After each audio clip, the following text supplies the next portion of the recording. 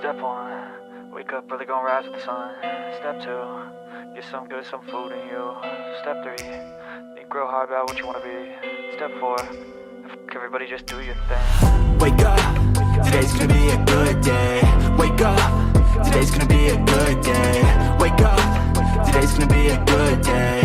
Wake up, today's gonna be a good day. Wake up, today's gonna be a good day. Wake up, today's gonna be a good day. Wake up, today's gonna be a good day. Wake up, today's gonna be a good day. Yo, set your affirmations, aspirations. I got shit to do, the aftermath of preparation. Good food, good mood, blood in circulation. One step at a time, yeah, that's how you make it. Set a goal you control and the steps you take them. I try to pick one thought, have some concentration. And if I make a mistake, it's called education. I try to do this every day, call it replication. Wake up, today's gonna be a good day. Wake up, today's gonna be a good day. Wake up, today's gonna be a good day. Wake up, today's gonna be a good day. Wake up, today's gonna be a good day. Wake up, today's gonna be a good day. Wake up, today's gonna be a good day. Wake up, today's gonna be a good day. So life ain't easy, yo, I think there's a reason though. Ups and downs, just like every different season, yo. Sometimes I'm high, other times I'm barely breathing, though. I always gotta fight and hide from the demons, yo. Negative thoughts are poison, they rot. Head full of flaws, so here come the clouds. They'll never stop unless I can swap all the bad for the good in my head when I'm lost. Yeah, so I'ma fake it till I make it. Positive thoughts are overtaken, I got patience. One day at a time is how you operate a cadence. A flow, you grow, you show yourself a foundation. Stay away from all the shit that causes temptation. I know that I like to do it cause it's sensation. I live my life in my head like a narration. Don't expect greatness, do my best, man, I'll take it. Wake up, today's gonna be a good day. Wake up, today's gonna be a good day. Wake up, today's gonna be a good day. Wake up, today's gonna be a good day. Wake up, today's gonna be a good day. Wake up, today's gonna be a good day. Wake up, today's gonna be a good day. Wake up, today's gonna be a good day. Wake up early, gonna rise with the sun. Step 2, get some good, some food in you. Step 3, think real hard about what you wanna be. Step 4, everybody just do your thing.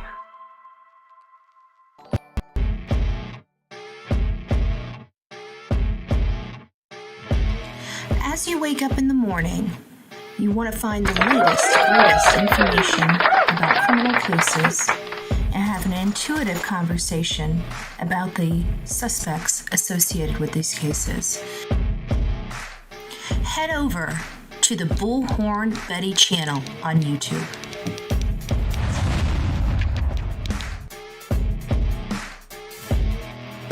Get breaking news right here on the Bullhorn Betty channel. Welcome to the Bullhorn Betty Coffee Club. Enjoy your stay and enjoy your day.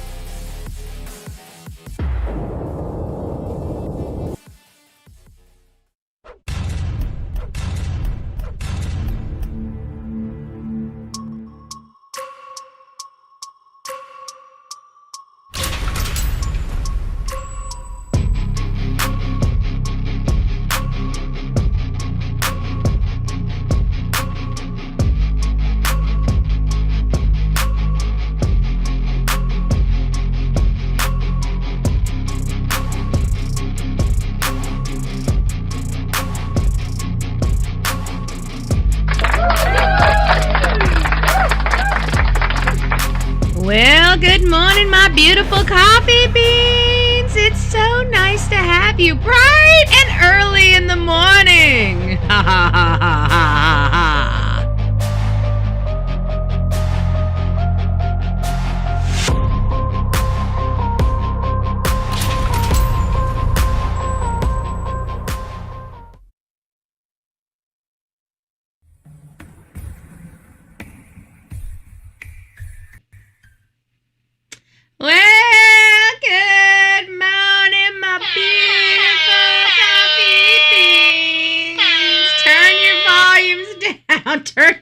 volume's down. It feels like Monday morning. It feels like Monday morning. What the hell are you doing up so early, Betty? What are you doing up so early? We're barely getting the crust out of our eyes. Barely getting a crust. I know, we're here ridiculously early. It's not even 6 o'clock in the morning yet. Betty, what are you doing to us? Yeah. Betty gotta work. We got a lot of work to do. I never stop working, folks. I never stop working. We are one of the hardest working channels, I swear, on this. At least it feels that way from this side, okay? I'm not trying to diminish anybody's hard work out there, you content creators. I love you all. Well, most of you, okay? Well, let's not lie. Let's not lie. Most of you I love, right?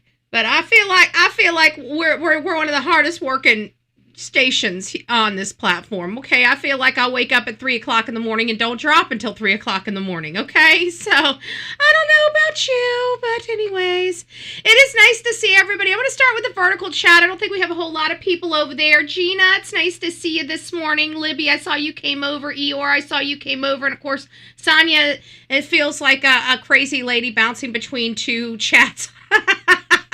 Thank you so much. We appreciate all your work. I appreciate all your work. Eeyore's over here. There's Libby. There's me. It's nice to see you. Melanie, Sonia. For the faint of mom of 9.5, but that's because she's in the hospital. She doesn't like anybody right now, right? She hasn't slept well. She's been in a freaking hospital where everybody's been walking around. You know, she's ready to slap someone.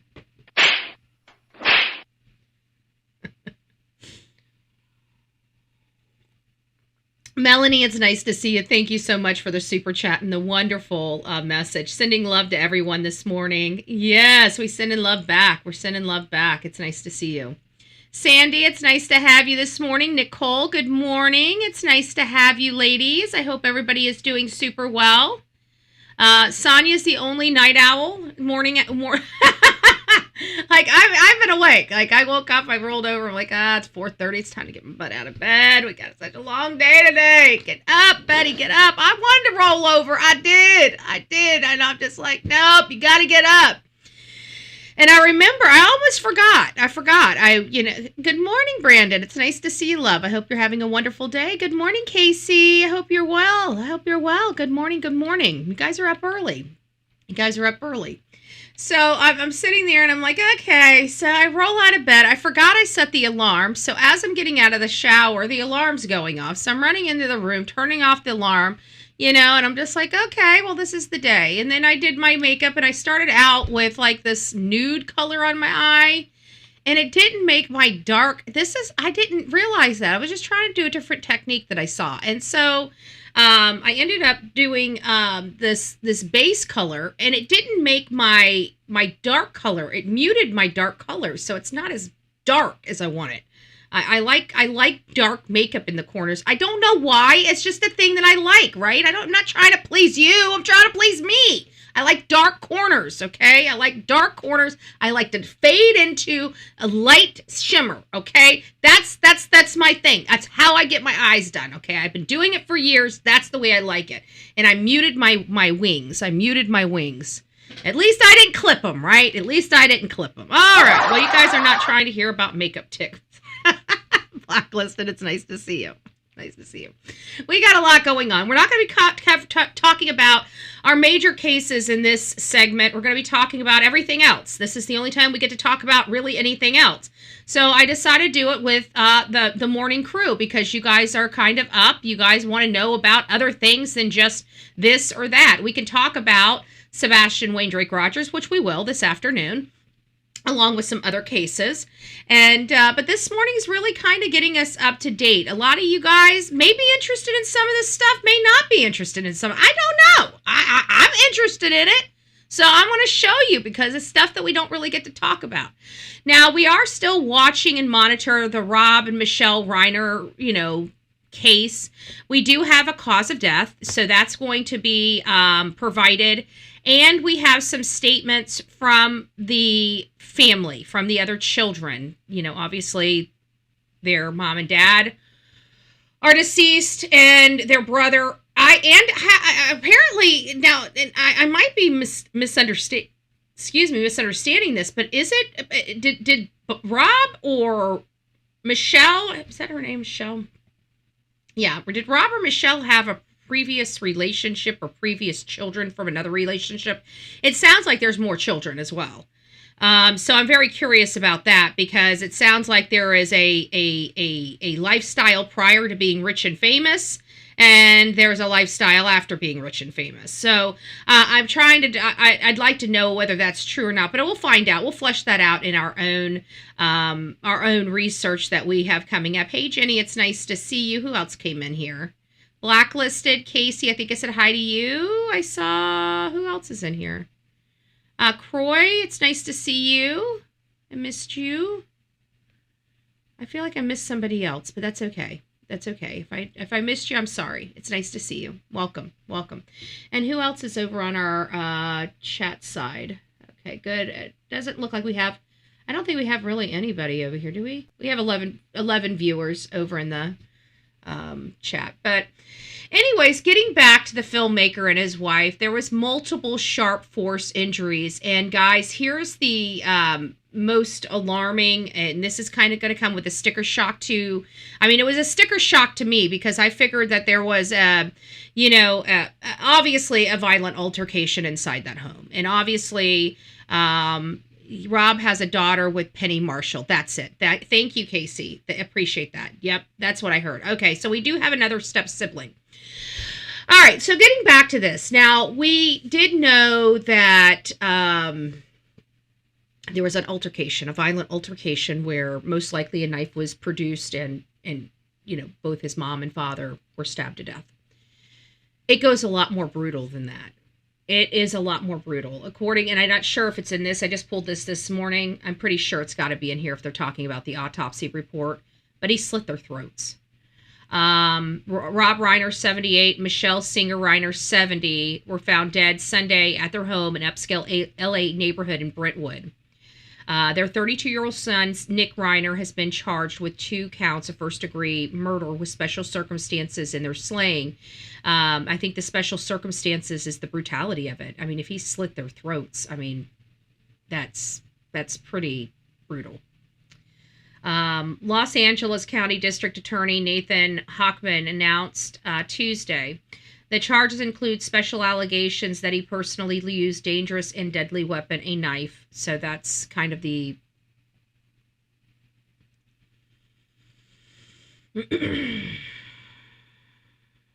I'm not seeing it in here yet.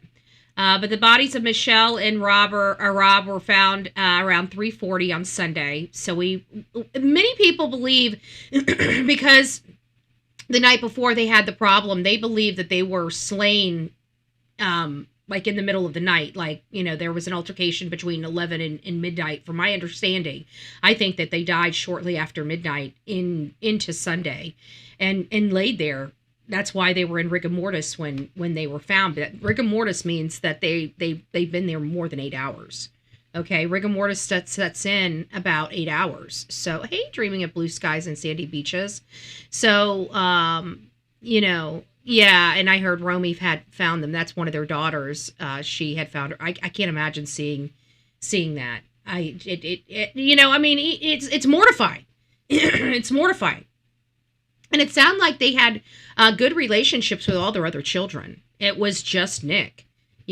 Something happened to Nick, and I don't know what. And they're talking about mental illness, and that very well may be. That very well may be. I also noticed that yesterday, I don't know if it's because I move, because sometimes I get excited and I tap on the thing, and it does something to the port in the MacBook Pro, and it gyrates it ever so slightly, and it knocks my mic out for a few seconds. So if it does that today, I'm sorry. I'm trying to get better, because I just, because I talk with my hands, so sometimes it just happens. So if it does happen, that's why.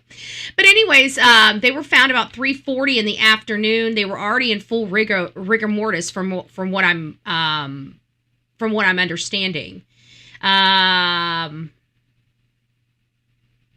Nick was found and arrested in Exposition Park neighborhood of South LA at approximately 9:15. I don't know who lives there, but he was at a home, so he was there with somebody. Authorities have yet to provide the possible motives of the killing. Many people say that he was felt very entitled. I think there's something more here because everything started happening at the age of 15. And that's telling me something. That's telling me a lot of something. That's childhood. So there's some trauma there that just manifested. There was a lot of resentment there from probably whatever happened at the childhood that was never resolved and just kept manifesting until it got to this point. Now, I'm not saying that Rob or his wife did anything wrong. I'm just saying something happened to Nick that put him on this trajectory to do this because his drug consumption was at an adolescent age. Now, why he kept going and why they kept putting him in rehabs, like I was hearing that he was going to rehabs like once every 4 months, and I don't know if those were forced on him or how those were. Those may have very well been traumatic because when you're a child and you don't want to do something, they will strap you down and do whatever the heck they want to. They will if you go to one of those things, they will strap you down and leave you there for hours, regardless whether it's allowed or not. It happens. So there's stuff in these rehabs that could have happened to him that was also very traumatic. A lot of people don't realize sometimes our health people they think they have our best intentions at heart and they do their best, but this goes again to people. Why are people treating substance abuse that never had substance abuse? They do not know what they are doing. Okay? I don't care how much schooling they have. Okay? You can't understand an addict without being an addict. Okay? Period. There's no ifs, ands, or there's no gray area there. Okay? You can't learn it. I'm just going to put it out there like that. And for any idiot that thinks they can, you're an idiot. Okay? If that's offensive to you, so what? Don't be an idiot. I don't know what to tell you. Okay? So, at the end of the day, I'm sick and tired of people going and getting a PhD in drug addiction and thinking they got it. They do not. I promise you, they do not. I come from the school of hard knocks. I come from the walk. I can tell you, there is nobody. I've gone to college. I can tell you, I've went to psychology. I've studied some stuff. They don't teach it right. You don't understand unless you have the walk. There's just a few of these jobs in this world that you cannot have without having the walk. And this is one of those jobs. So I don't understand why he was going in and out of these substance abuse facilities and what were they doing when he was inside of them. Okay? If he wasn't ready and they're forcing it down, he would have made it very difficult. That means he would have went through a lot of stuff. He would have caused problems for them. They wouldn't have treated him very well. They would have treated him more rough, and things like that do happen. You say that's not supposed to. It doesn't matter what's supposed to happen and what. I'm talking about the reality and the truth of the situation. Not what you guys manifest in your brain as being reality. These addiction programs, some of them are especially these in-house ones, they've got to deal with unruly people. They don't deal with them well. They strap them down and inject them with something and knock them out. That's how they deal with them. That is a horrible, in some cases, it can be very traumatic. And to come to find out, not that I'm saying every, facility is like that, but it depends. These hospitalization facilities, I've seen some stuff. I've heard some stuff. I don't know where he went, but, that obviously wasn't working.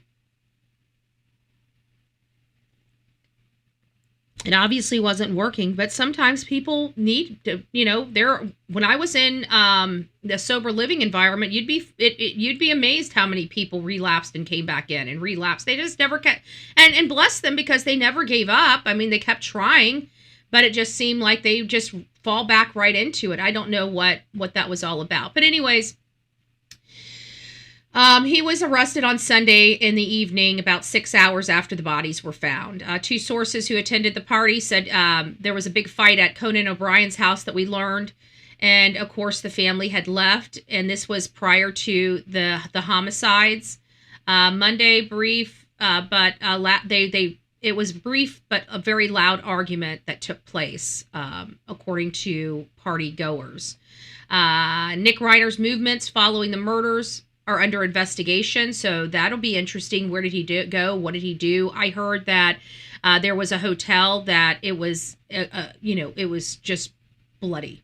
The hotel room was just bloody. There was blood everywhere. And so that tells me he was obviously at a hotel or checked into a hotel. Most of them are like that. It's why addicts and those with mental issues don't seek help. Yeah. I think it's important that we talk about it because I'm sorry. I'm very, very, there's just some things that I'm diehard on. Okay. And substance abuse and addiction, I feel like has become a profitable moneymaker because you got usually desperate parents trying to find a way to help their children. And some of those, like the Reiners, come from very, very lofty backgrounds. They have lots and lots of money and can pay almost any price tag.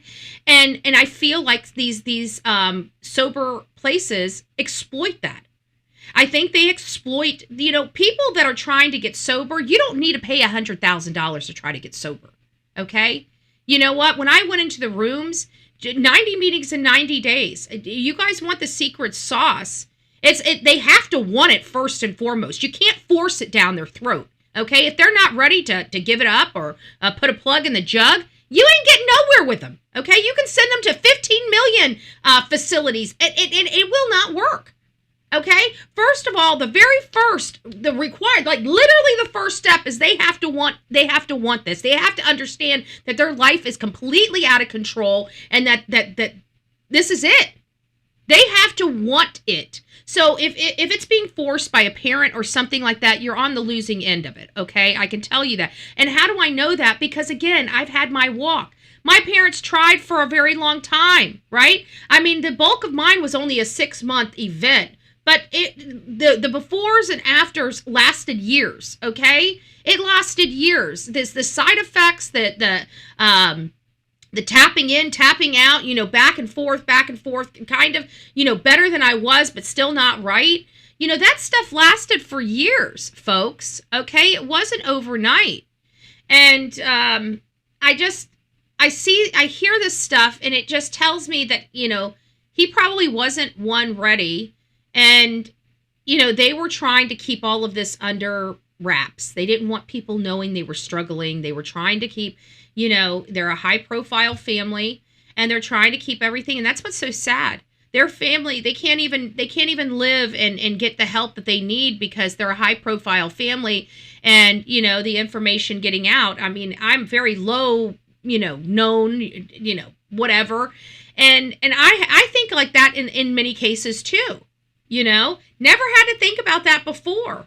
But people take things and run with it and do a spin on it. And next thing you know, you're dealing with this, dealing with that. And people just don't want to deal with it when they feel like their whole life is in crisis. But their whole life has been in crisis and they've kept it to themselves. That's one of the worst things that they could have done, in my opinion. In my opinion, and this is for you guys, I'm just going to tell you, from one person that my family helped until they didn't, right? I always had, that's probably a lot to do with me and my father's, something's, I don't know. We got stuff being produced on here and we're getting laggy, but that might've been because, I always relied on my father to bail me out. And my father was like, I'm done. I got $10,000 here for you, babe. Like we're either burying you or I'm gonna get you fixed up. What do you want? This is what I got for you. And it's like, okay, well, let's go try to get cleaned up. Because that's what he said. My father came to my house and basically told me, I've got $10,000 here. What do you want to do with it? I'm either gonna bury you with it or we're gonna get you better with it. And that's where my recovery and my beginning started. And it was my father stopping, enabling me and saying, this is it. So you tell me what you want to do. If you're ready, then let's go do this thing. If you're not, well, then I'm setting this aside so we can at least give you a good funeral. I mean, talk about, a wake-up call, right? A wake-up call. Can you imagine if somebody from these higher net worths said something like that to their kid? Like, I've got, we're going to stick this $100,000 over here for you. Okay, this is going to be either to bury you or to get you clean. You make the decision. But regardless, you're getting out this house. You're not going to put me or the family through this shit anymore, you know? And sometimes you just have to be like that, and you have to be willing to allow them to hit bottom. Sometimes bottom might be a false bottom. They may need to drop a few more feet in that dark black hole. Sometimes they may not come out of that dark black hole, but you don't need to put yourself in it while they're going down it. Okay. And that's important. That's important. It sounds like this family did that to themselves. Look at their mess that they've created. Now we got two wonderful people, you know, and again, I don't know them personally. They've said some horrible things about our president. Our president has made some snarky remarks that have offended people. I really don't care whether they offended people or not. Was he entitled to make them? In my opinion, he was. We're not making them, and he wasn't celebrating. So, you know, the way that I look at that, but at the end of the day, this guy never did anything to me. And we are a true crime channel, and at the end of the day, we do not believe in violence. We want to find out what happened. Oh, good morning, Justin. It's nice to see you. We want to find out what happened to him, and if there's something that's here that can prevent something, we want to put that on a pedestal and see what we can do with that. Is there something that could have helped? You know, a lot of these things, sometimes parents come here, they're struggling with their own children, and they're struggling in silence with their own child's addiction or mental health, you know, not knowing what's going on. And sometimes they may stumble across accidentally a true crime channel, and they're talking about addiction, and next thing you know, it's given mom and dad an opportunity to look at things a little differently. Who knows? It's a struggle that I think many parents in our country have had. Again, I think it supports our statement that addiction doesn't matter, you know, who you are, where you come from, what your religion is, what your net worth is. I mean, this kid had literally everything. The world was his oyster, and he pissed it away. You know, it's sad, and I'm trying to find out why. What happened to this kid? And it does come back to what happened to this kid, because I truly, if I believe what I think I believe that he started feeling, you know, left out. I feel like he felt, not that this was warranted, and it may be part of his mental illness as well, but he felt very abandoned by his family. I do believe that. Yeah. No matter who it is, injustice for one is injustice for all. Exactly. That's exactly it. And it does have a lot of things that affect, families across this country. I mean, this really does have a lot of characteristics of a lot of families that we cover across this country, right? You have the child or the sibling that's really out there in left field with the substances. I mean, look at Caitlin Hart. We just came back from Pennsylvania covering the Caitlin Hart case, and she struggled. And her husband is now trying to blame it on the substance abuse as to why she was deceased. Not that he murdered her, you know, and he did. In my opinion, it's very difficult for me to comprehend that, you know, a loved one, your husband, you're having an, you know, say for example, an OD, right? And it's just it's beyond. Because I was out there. I actually died in my living room at my other house when I was out there. In the living room. And thank God there was somebody there. They gave me mouth-to-mouth resuscitation. They called law enforcement. You know, they didn't leave me. I mean, these are friends. These are not even my husband. This is before I was married. I was 20-something years old. You know? And I gotta tell you, that they didn't leave me. So it makes it so hard because I put myself into so many situations and I try to think, you know, is this normal? You know, and it irritates the piss out of me when I hear somebody say, oh, well, they can only be charged with, you know, abuse of a corpse because we can't prove that they did anything. And I'm thinking they hid the body. Who in their right mind hides the body? Usually they'll leave it there and take off, but literally to pick up something deceased and move it? What the hell is wrong with people? Who does that? And people say, well, people out there on the street. No, they don't. Some of them do. Clearly some do. You know? But we all have, you know, somebody we know that's struggling with a family member on substances. Oh yeah, this back in my 20s. That's why I said, everybody wonders why I do some of the kamikaze shit that I do. It's because I'm not supposed to be here. I'm not supposed to be here. I was given a key to a new life. It took me a while to appreciate the gift I was given.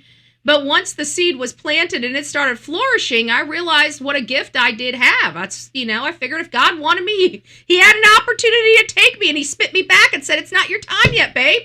So here I am. It took even after that, it took a while to get to where I am today. It wasn't overnight, I guarantee that. So let's see what we have here. We have his movements are still under investigation. He checked into a hotel in Santa Monica early Sunday morning, which is 4 miles away from his parents' home. Security video obtained Tuesday shows him inside the gas station convenience store before his arrest. I heard that hotel room, there was blood everywhere. There was blood in the drains. There was still blood caked up on the sides of the shower. I mean, he checked in on Sunday night to the hotel, but I'm sitting here thinking, did they not notice all the blood on this man? Like, how could he have that much? This is what I'm hearing. Now, granted, what I hear in some of these back channels doesn't necessarily mean it's accurate. Okay, guys, somebody could have been really, really creative in some wording they got out there, but I'm telling you, I from what I heard is it was a bloody mess in that hotel room. I heard that too about the blood. Okay, so I'm not losing my marbles over here. I didn't either, Betty. Damn woman, glad you're here now. Yeah, I tell people it's a walk. No treatment center will do anything to dry you out. Then comes work. Yeah. But, I was never on what they've got now. I was never, opioid pills or anything like that. I've never, none of that, So from my understanding, that is much different from anything that I ever, went through. And from my understanding, any addiction's hard to overcome. But from my understanding that the H and the OPS, I'm hearing that is really, really hard. If you got teenage kids, you guys need to be talking to them because they have to abstain. And from what I'm hearing is once that they got that hook in them, it's hard to unhook them. And just with that particular substance, it's hard with any substance, even alcohol. Some people, they can just quit cold turkey, never drink a drop again. Some people can't. It's just like that. But this other stuff that's on the market, that fent, the OPS, the synthetics, I'm hearing that is really, really, really bad. And I'm glad it wasn't around during my time because I don't know if I would have survived. If I would have gotten involved in that stuff from everything I've seen, I don't know how anybody survives very long anymore, I really don't from everything I'm hearing. But again, it's something I really don't have a whole lot of experience in. But I know it's lethal. So his first court hearing was Wednesday, and his arraignment is scheduled for January 7th. He was in court, but nobody could see him. The cameras didn't get him. So his charges right now carry a life sentence without the possibility of parole or the death penalty. And again, this is in California, so I'm never confident that there's going to be a DP, because again, Rob and Michelle, they were the liberal elite out there. I'm not, you guys know how I feel about that, but in all fairness, he's deceased, but we have to talk about him. But he's part of the liberal elite, okay? And they didn't believe in the death penalty. So the fact that he was that person and he's from the state of California, and the fact that you're going to have person after person talk about, Rob and his wife, Michelle, always sticking up and defending their son, Nick, and that even if they would have survived these attacks, they would still be defending their son, Nick. The chance, which I think is just sick, just mentally sick. the whole family needed some therapy, in my opinion. But, I digress. But it's seeing how that they would have been like that. I would think that the courts would honor their final wishes, and not. I just don't see him getting the DP. I really don't. It's just. Yeah, under Newsom, the DP, they can still be charged and convicted, but there's a moratorium, so they're basically forcing everybody to live out their DP as a life sentence versus DP. But it's still on the books. They could still get it. So when the moratorium is lifted, they could start putting people to death in the state of California. So we'll see how that works. But I really don't think, because I think because of the person the victim is and being against DP and being very public, out there in California and being part of the California lifestyle, which that's just, part of the makeup of California, especially the elitist. I just don't see where he's going to get it. That's just my opinion. I might get surprised. I might be surprised, but I just don't see, I don't see their son getting the death penalty. Just my thoughts all in all. So Rob and Michelle, as you guys know, were married in 1989 and had 3 children together. Their 2 other children, Jake and Romy Reiner, released a statement Wednesday calling the loss of their parents horrific and devastating. So his brother and sister have made a public statement, and we're going to be going over that here in just a second. Let me go ahead and get out of this one, and then we'll get in. There we go. There. I'll go ahead and bring this up.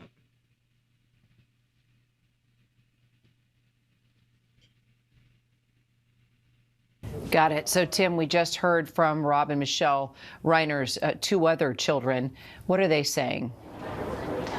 Well, they were not here in court, but shortly after this court appearance, they released a joint statement kind of describing the heartbreak and horror that has happened to them over the last several days. This is the statement from Jake and Romy Reiner saying, quote, "Words cannot even begin to describe the unimaginable pain we are experiencing every moment of the day. The horrific and devastating loss of our parents, Rob and Michelle Reiner, is something that no one should ever experience. They weren't just our parents, they were our best friends. We are grateful for the outpouring of condolences, kindness, and support we have received not only from family and friends, but people from all walks of life. We now ask for respect and privacy, for speculation to be tempered with compassion and humanity, and for our parents to be remembered for the incredible lives they lived and the love they gave." So that's the statement from the siblings, his brother and sister. It's hard here because we do have 2 other children that were raised in the home. Boom. That was a question a lot of people was asking, but I guess we all have to wait to see until the will is read. Oh, if he was removed from the will. Hold on, let me go up here. Oh, thank you, Carmela. It's nice to see you, love bug. It's nice to see you. I feel sorry for the daughter. Yeah, I do too. That was horrific. That was absolutely horrific. I think the whole point of hiring AJ is to try to get a plea deal of insanity and put him in a mental health facility for the rest of his life instead of prison. That might be it, but there's a few things here that we have to denote. Okay, first of all, the brother and sister did not show up in court. I don't know why they didn't show up in court. There may be a couple reasons that would explain it. Okay. The defense attorney may have told them not to show up. First and foremost, they may have chose not to show up because they're so incredibly angry with their brother for taking their mom and dad out of their life. That could be that's kind of more where I'm at, but they also might be witnesses. And because that they might be witnesses, his defense attorney may have chosen to ask them not to show up during, these times, that they're going to eventually be prevented from coming in at all. It could be something like that. I'm not saying it is. Golden Girlie, it's nice to see you. California just passed 100 new laws We have to pay a dime for grocery bags. Now they are banned. Good gracious. That's tyranny. I'm sorry. Everybody wants to say about no kings and stuff like that around this country, but you're excuse my language. You're living in an authoritarian state. You can't do this. You can't do that. If you do this, you better pay this. Like, what? If I lived in a state like that, I would tell them to kiss my ass and leave, okay? If the state of Florida was like that, I would not comply, okay? I just would not comply. I would make it so, I don't know. I don't know why people just go along to get along. Do you guys get sick and tired of just being biatches out there in California? Good gracious. I refuse to be my government's bitch, okay? The government's my bitch, okay? I'm just saying. I'm just saying.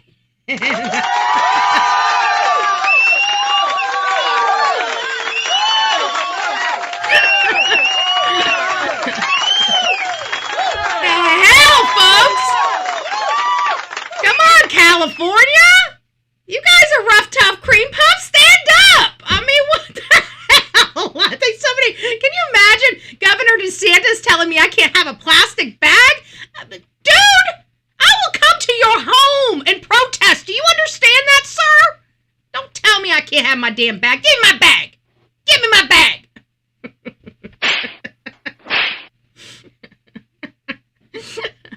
10 cents a bag. Come on, guys. Come on. What the? California makes me laugh. That needs to be our next shirt. Come on, Sonia. I bet you that'd be a bestseller. California makes me laugh. Right? What's their laws? Just laugh, right? I mean, good gracious, we got Melody Buzzard still missing, right? They can't even go and arrest the mama because they've got their laws so screwed up that they decriminalized truancy. So now they don't even have a way to go after a mom that has a missing kid. It's insanity over there in California. Absolutely, utterly insanity. You make me laugh, California, okay? You make me laugh. You are a joke. You are a joke. Okay. We had a dime for grocery bags. Now they're banned. That sounds like tyranny to me. I'm sorry. I don't. Who's complaining? Who's complaining about Donald J. Trump when you got Governor Gavin Newsom? I mean, what the heck? Come on. Where's my? I feel like it's appropriate at this point. I feel like it's appropriate. You are now entering the You are now entering the Twilight Zone.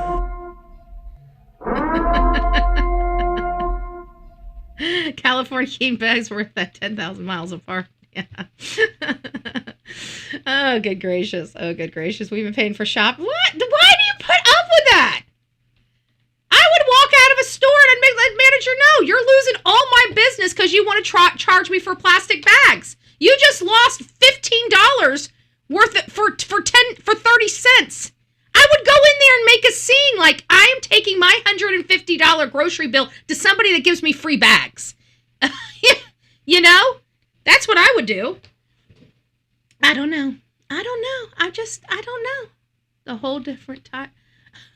That's a whole different type.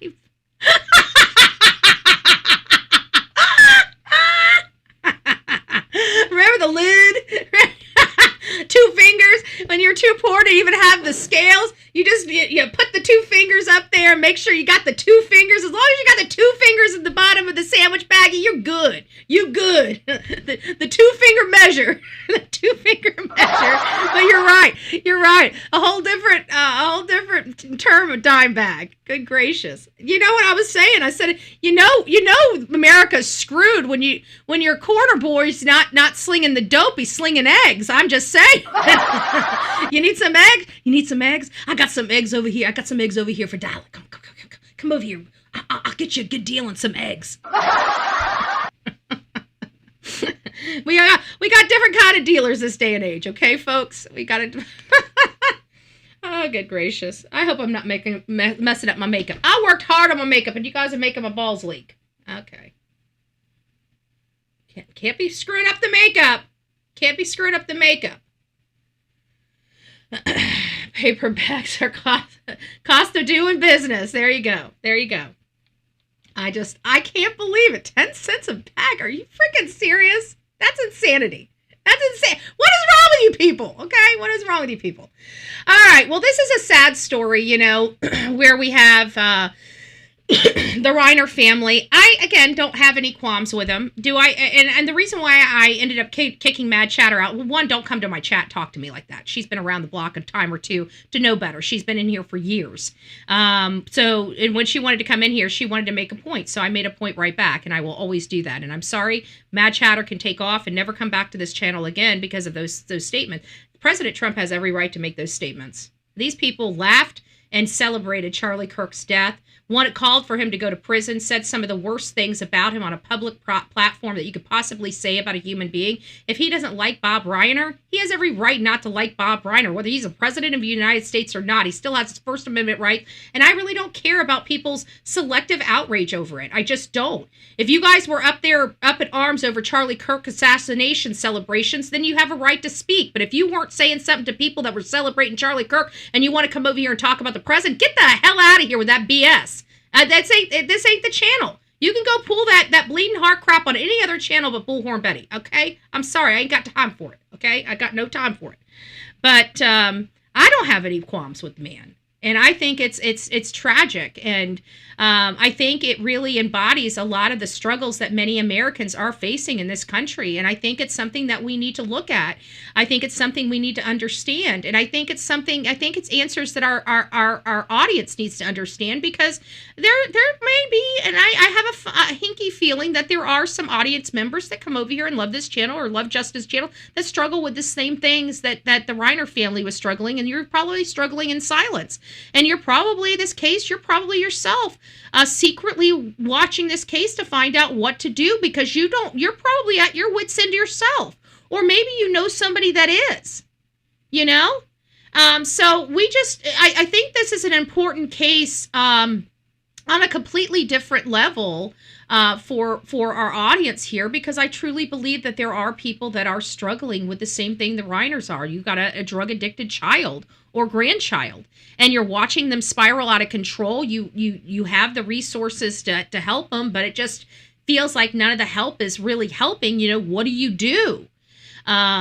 And I think we all need to pay attention to this case for those reasons. If it wasn't so American, if this struggle that we're watching with the Reiner family wasn't such an American problem, and again, it goes to the policies that are, you know, we're really at a war with drugs, and people are wanting to play patty cake with people like Venezuela and the Venezuelan government and stuff like that. And it's like, you know, people's lives are ending because of these drugs that are coming ashore on our borders. This is mass casualty type of stuff. This is, in my opinion, an act of war from Venezuela, right? And I think that for the first time, we have a government that is truly trying to save our families. And we got boneheads literally trying to prevent it from happening. Look at this. If there was no drugs in this country, would this case be even on the Bullhorn Betty channel? Would half the cases we cover be on the Bullhorn Betty channel? And my answer is no. These drugs are 90% of our criminal problems in this country. I truly believe, I mean, it realistically probably 60%. You know, but I think that there's a lot of percentage. If we didn't have addiction, substance abuse, or alcohol abuse, or violence in the home, we wouldn't have 90% of the crime we have, especially inside homes, you know, DV type things, SA, Rs, you know, things that go on behind closed doors that people don't want to acknowledge. You know, I feel like those things would not be at the record numbers that they are without the substances. So it's a big percentage. I'm sure it's a large percentage. Yeah. Very, very large. And so this would be just one of those statistics. If there wasn't substances, would these two people be deceased? And the answer is no. I don't believe they would be. I believe they would have been able to have a great son. You know, it sounds like they raised two other children in the household, and they turned out well-rounded individuals. What happened? This is where it comes down to what happened to Nick. And I know people are just saying he's delusional, he's this. Something made him that way. And maybe we don't understand, and maybe it's ridiculous even when we find out what it was that turned him like this. But at the end of the day, it was still something. And I'm interested in the something. It's a big issue. Yeah, exactly. But I'm definitely interested in the why. You know, why are we here? And how can we prevent another family from going through it? That's really my only focus with all of this. Guys, I know we don't get in celebrity news, and this is, and we're going from Rob Reiner to another celebrity news, and it's like, Betty, what are you trying to do to us over here? We're not with the celebs. But I can't help it, because this is mind-blowing. It's mind-blowing. Okay, I have not been watching. You guys know we come up here with the David and Celeste, you know, saga here and there. We give an update. I'm not really in it because I can't stand the unscrupulous PI. I'm not going to cover something where I have to cover any statement that MFer makes. Sorry, not sorry, but you guys know me. I'm very stubborn. And when I have a line in the sand, I have a line in the sand. However, this is so mind-blowing that I can't help it. I literally can't help but to bring another criminal entertainment news story to all of your ears. There was an incinerator on the property, folks. Did you hear me? People are still... I look over to the chat and there's still people talking about the 10-cent bag. Nobody likes paying for plastic bags, okay? I would walk out. You know what? There's only one place that I bring my bags, because even Aldi. I won't go to Aldi because they make me put a quarter in for the buggy. I won't go there.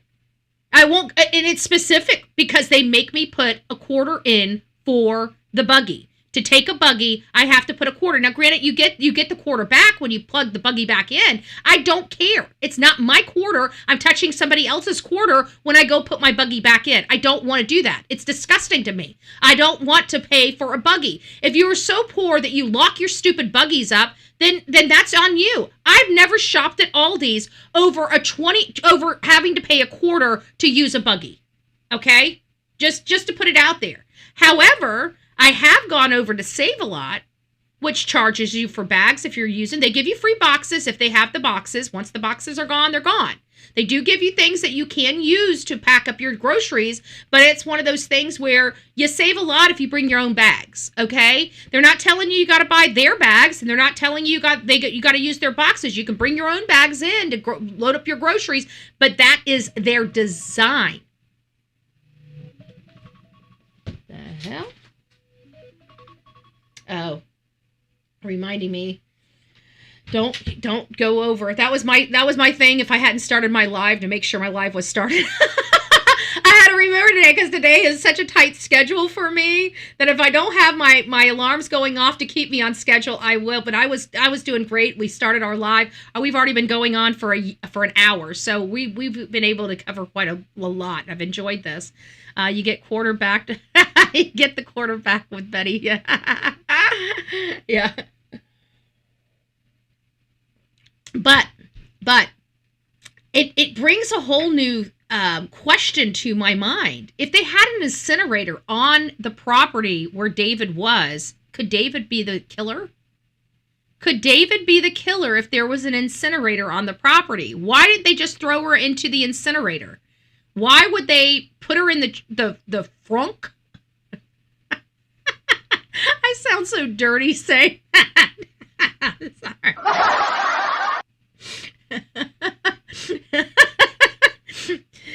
Justin, how do you say it? Is it really the frunk? Frunk? It sounds like a new dance. Stop with the waterworks. Stop the waterworks. Good gracious. Betty, can't you laugh without freaking leaking? No, I can't. I'm getting old. I'm getting old as shit. Oh, Food Lion. I go to Food Lion. We don't have Food Lion here. We don't have Food Line in here anymore. Now they're forcing us to bring bags. I know. I'm telling you, know why? Because they quit customer service because we've allowed them to run us over. If we, as an American people, say we're not shopping here until you start treating us better, guess what? They'll start treating you better. But nobody wants to do that. They just get along to get along. It's like, what the hell's wrong with America? Did you guys get shot up with freaking, some like,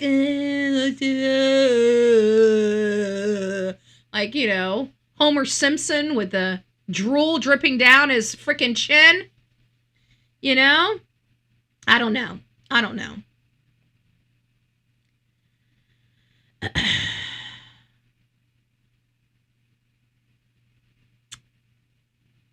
His gay lover is the killer.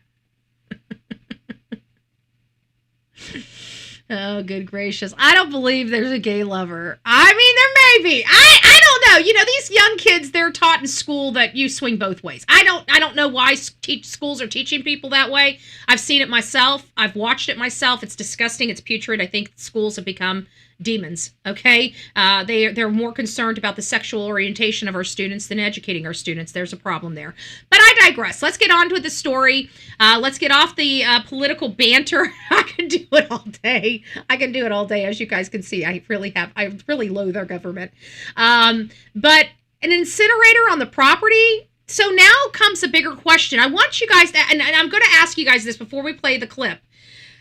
If he was the murderer, and we heard she was kind of choppy, which, because TMZ kind of got some information wrong, like really wrong, and it makes me question the other stuff that they released about this case because they got something really wrong. They basically said she was frozen, and we're hearing she wasn't frozen. Where they got that information, I have no idea. It might have been from that unscrupulous PI leaking some information that was untrue because he lies about everything. How big is the incinerator? Good question. Let's find out. I think it's a good time. It's a good segue into where we are with this whole thing. I also have an update tonight on the case of the burn cage singer David and the runaway teen girlfriend who was found dead in the trunk of his Tesla. For weeks, we've been wondering. Okay, hold on. Let me get this up so you guys can see my. Hey, I'm back. So I wanted to show you guys this. So we guys know that over there is David. This is Celeste, and of course we know my BFF behind me. Okay, I'm sorry. That was very, very, very unprofessional of me. They're saying it's a cage, a burn cage. Let me move my cranium. You see that? Right there. Burn cage. It seems like enough to put a 100-pound girl in, okay? A 100-pound girl in. But again, it comes down to, if they had this burn cage, why was she stuffed in a car?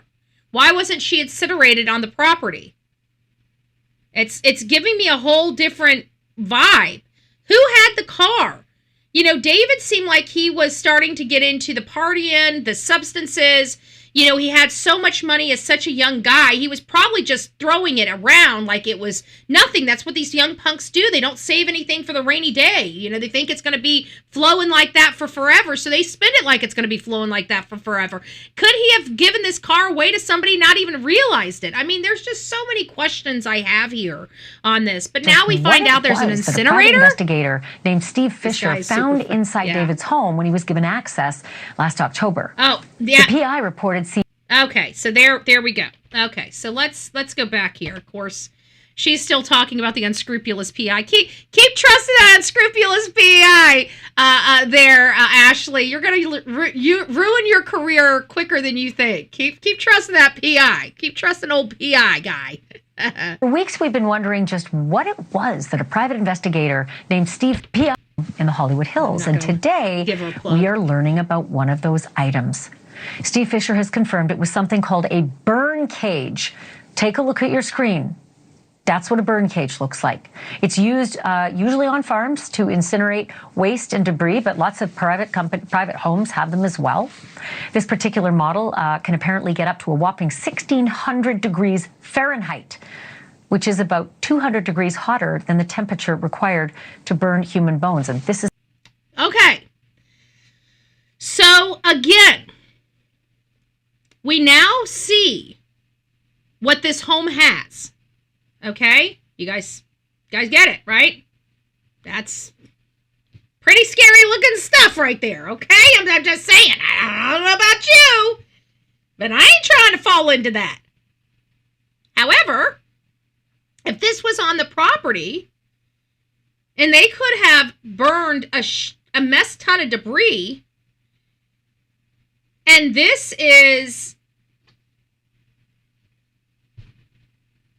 200 degrees hotter than it needs to turn a human being to dust, why was she allegedly choppy in a frunk of a Tesla?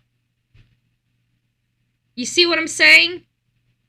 Now it kind of makes me understand why we're questioning whether, what's taking so long for this David character to be arrested. He may not have had anything to do with it. And not only that, it sounds to me that she might have, if I'm not mistaken,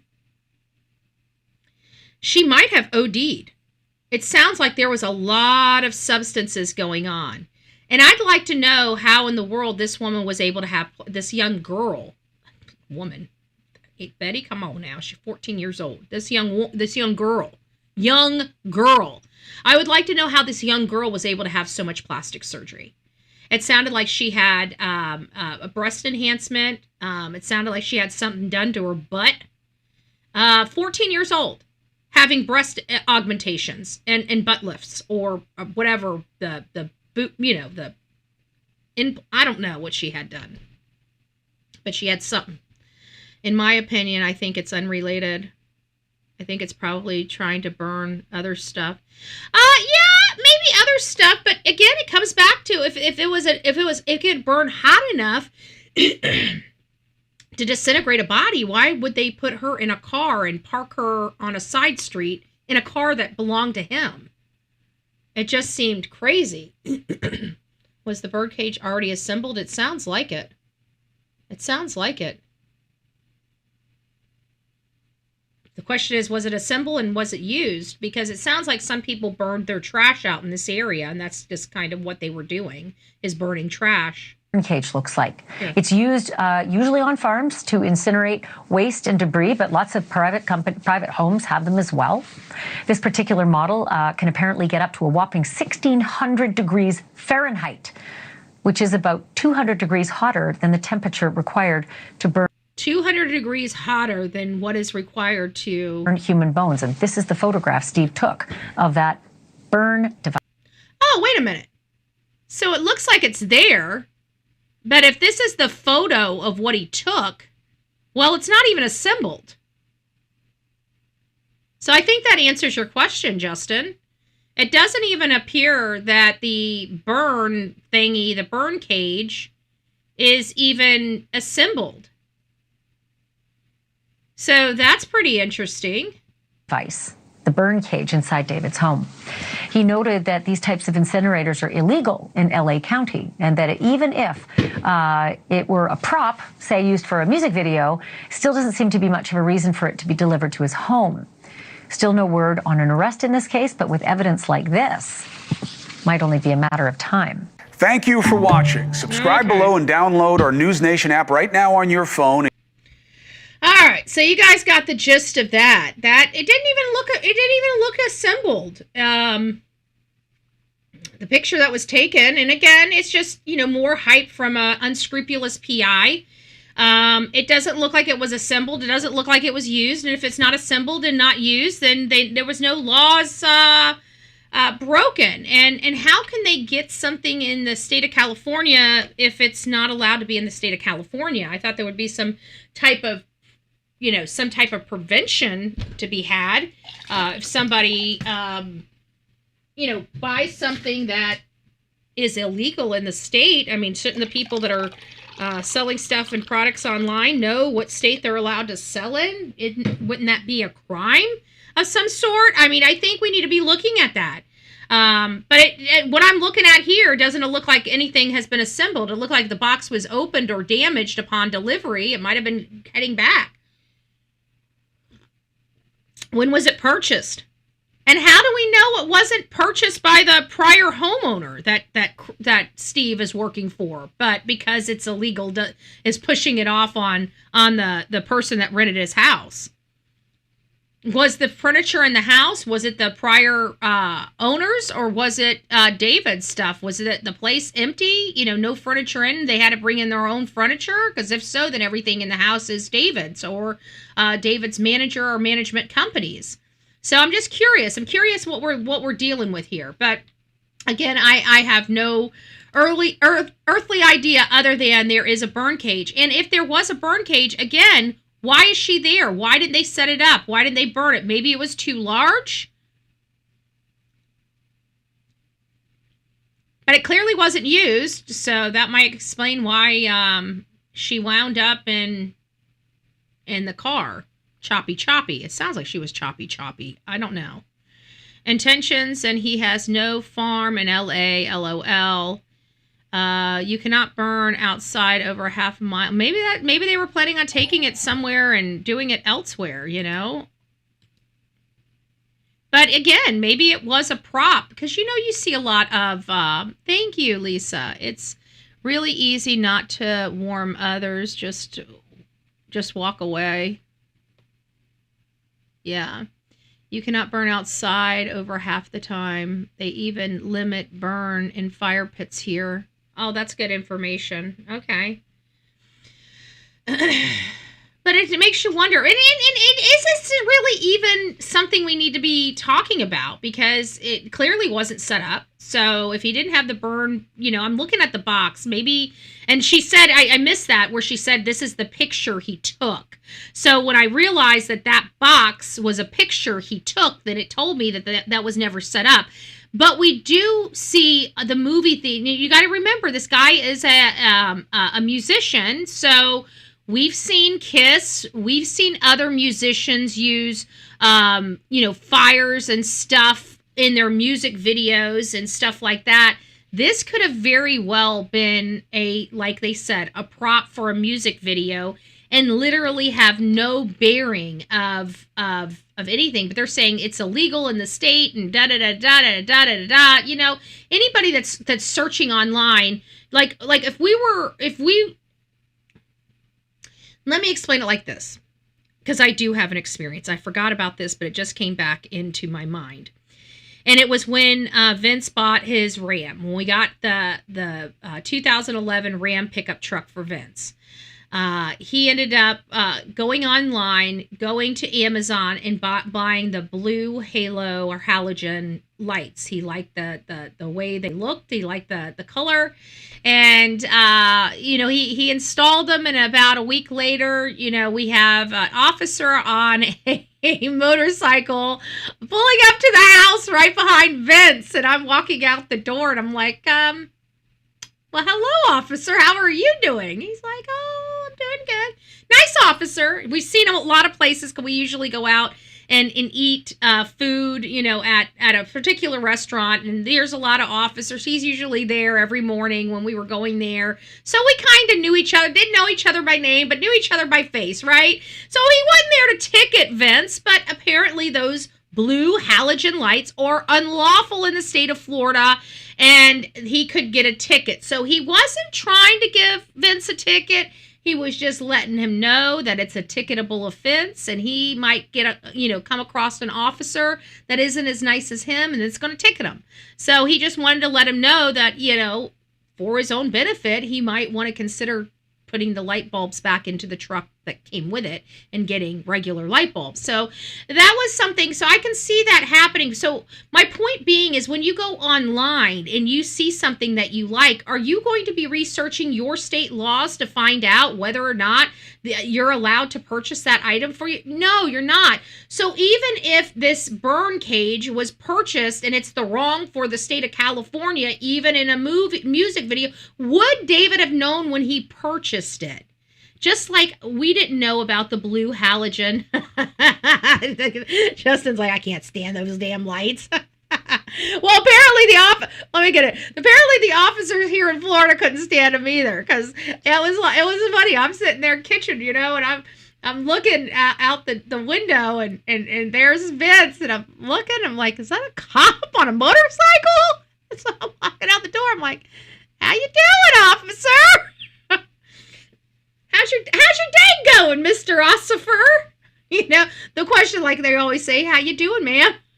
It's that you know, that question of what the hell are you doing here? How you doing, sir? How you doing, sir? Yeah, they blind you. So that's what they were saying. It screws with people's you know, vision. And so apparently we're not allowed to have, but so Vince took him out. You know, it was like a 2-hour process. It was 2-hour process to put him in, 2-hour process to take him out, whatever the case may be. But that's kind of what he did. And so it was pretty good. It was pretty good. So burn cage, I don't know. I'm still, you know, it's iffy.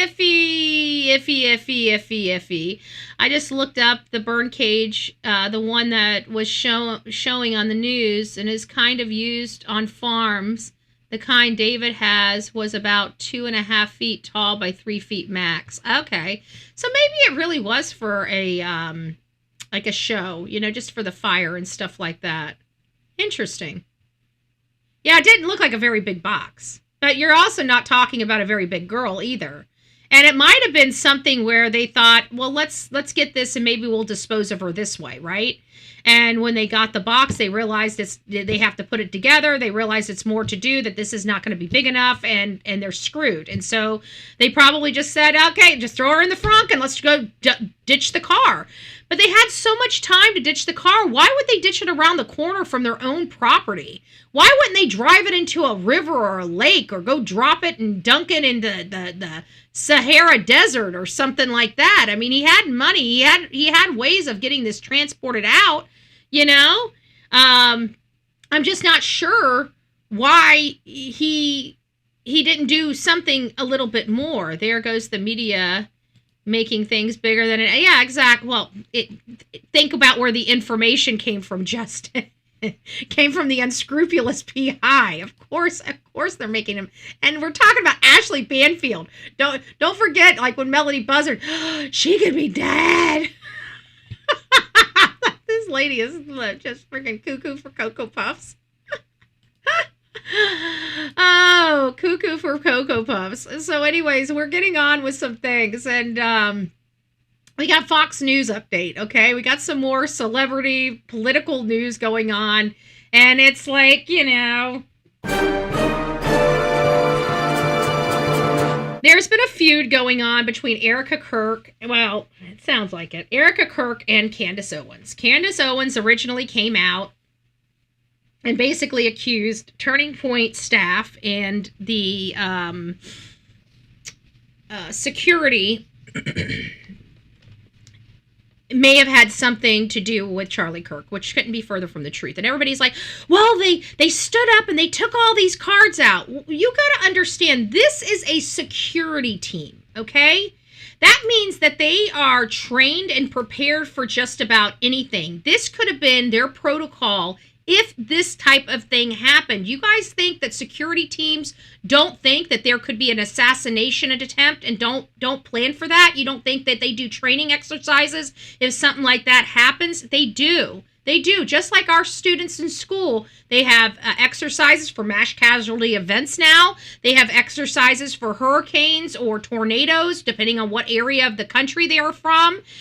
You know, we train, we do these drills all the time. If you think that we just do drills in school and people that are part of security teams don't do other drills like that to be sharp on their skills, you're wrong. So what is the first question we need to ask is, what is their protocols in an event like this? They are a professional security team that is hired, okay? And most of them have that are already prior military or have passed law enforcement experience. In many cases, you're not going to have a security team that has not been out there in the Army, Navy, some other military, or had law enforcement training. Okay, that's what usually makes up these security teams. They don't usually hire somebody unless they have those prerequisites. Okay, do you guys understand that? So, things from the outside might look highly suspicious, but until you ask the right questions, it may be completely logical, because we don't know what their protocols were in an event like this. We don't know what their drills required, but have they done drills like this? Of course they have. They have to be prepared for anything happening. That's the why you spend so much money on security teams. You're not buying, somebody that worked at McDonald's. You guys understand that, right? You're dealing with people. This is their business. This is their business. So we have to look at it from that angle. But, I digress. There was, she really started this hoopla. And then, of course, Erica came out and basically told her to sit down and shut up, basically, publicly. Like, you don't know what the hell you're talking about. And how dare you accuse people I work with, my UP Turning Points, TPU, USA family. And so then they ended up sitting down and having a conversation with one another. But I don't think it was a conversation with one another. One thing I heard is that Erica Kirk had her attorney. So Erica Kirk's attorney was there, and that tells me something. Okay, it tells me that they were not playing.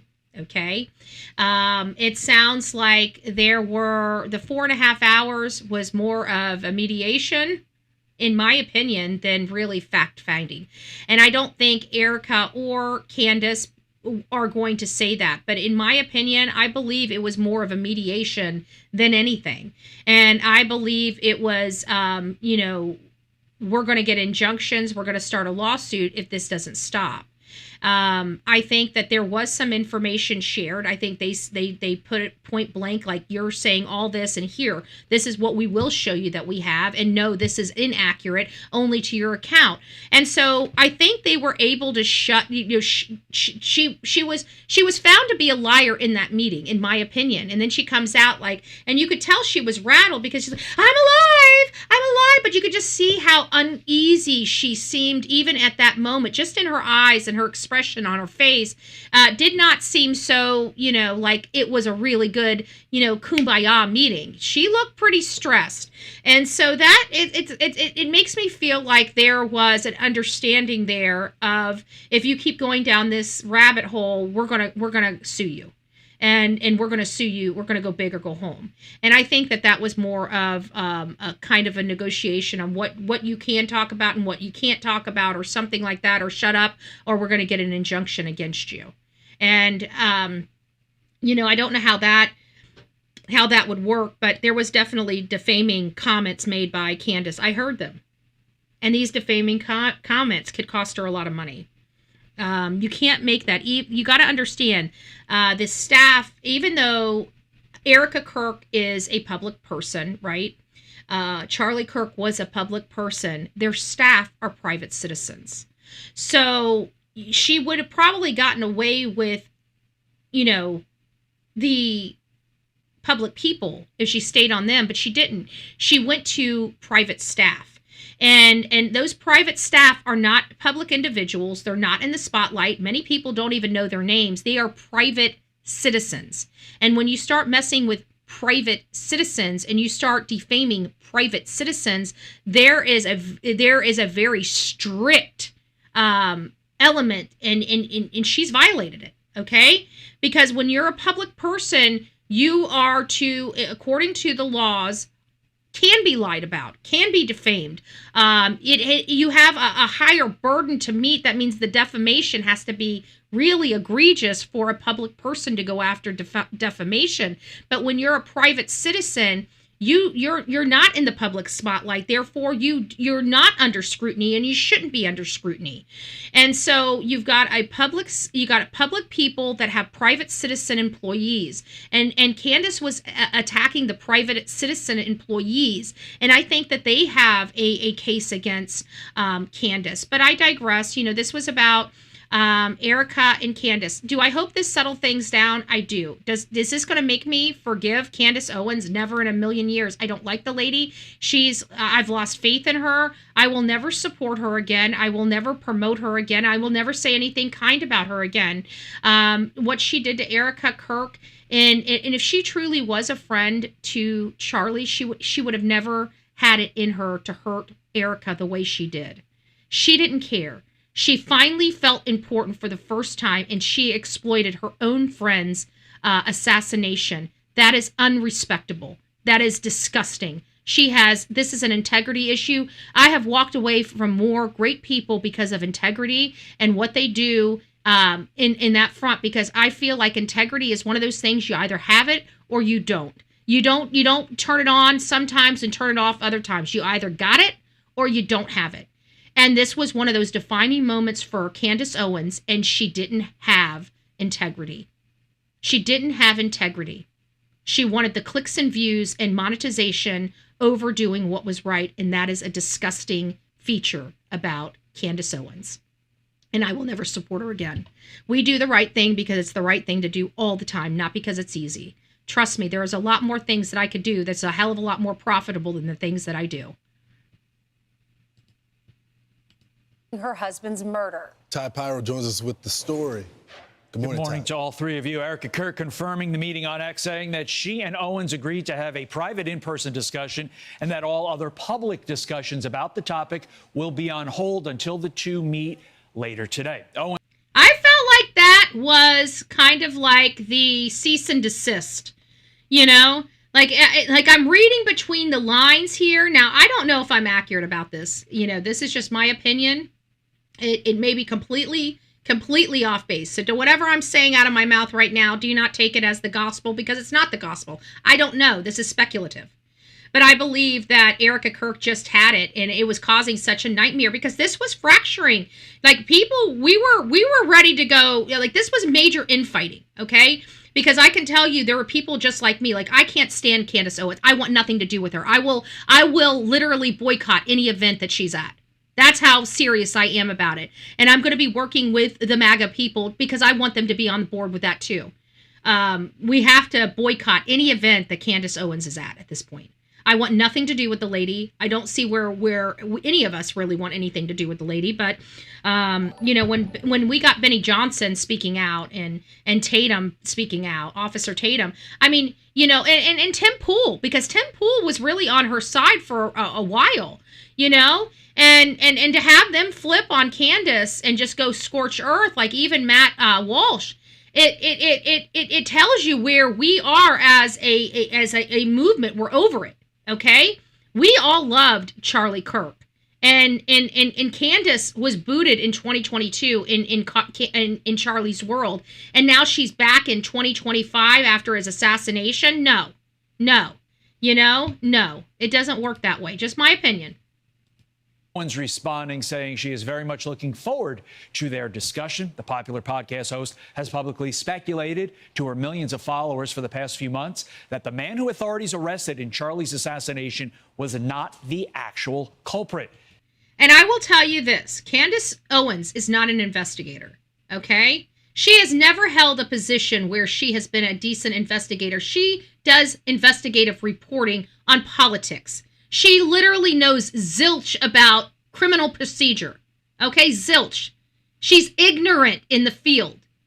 And you got a bunch of idiots over there listening to and hook, line, and sinker with every single word that the woman says, and she doesn't know what the hell she is doing. She actually believes she is entitled to see reports because she's Candace Owens. Literally. She thinks that she is entitled to demand the FBI turn her some stuff over because she's in the political world where we're entitled to, you know, public information. She's so dense in the skull that she honestly thinks she's entitled to this information under public information. And people literally are listening to Candace Owens talk about this, and I'm sorry, she doesn't know what the hell she's talking about. She just doesn't. And anybody with a brain cell and listens to how she's talking and how she's breaking down this case, you can tell she doesn't know what she is doing. And to have people just hook, line, and sinker with every single word she's saying is very sad. It's sad. Now, I'm not saying that Tyler Robinson acted alone. I'm not saying that he wasn't put up to this. I'm not saying MK Ultra is not involved somehow in this story. But what I am saying is that it didn't look like Erica Kirk wanted to assassinate her own husband, and it definitely did not look like the employees, his best friends, wanted him dead. I'm sorry. Call me crazy. But it looked like everybody was really, really hurt by his death. It caused a major fraction in the TPUSA family.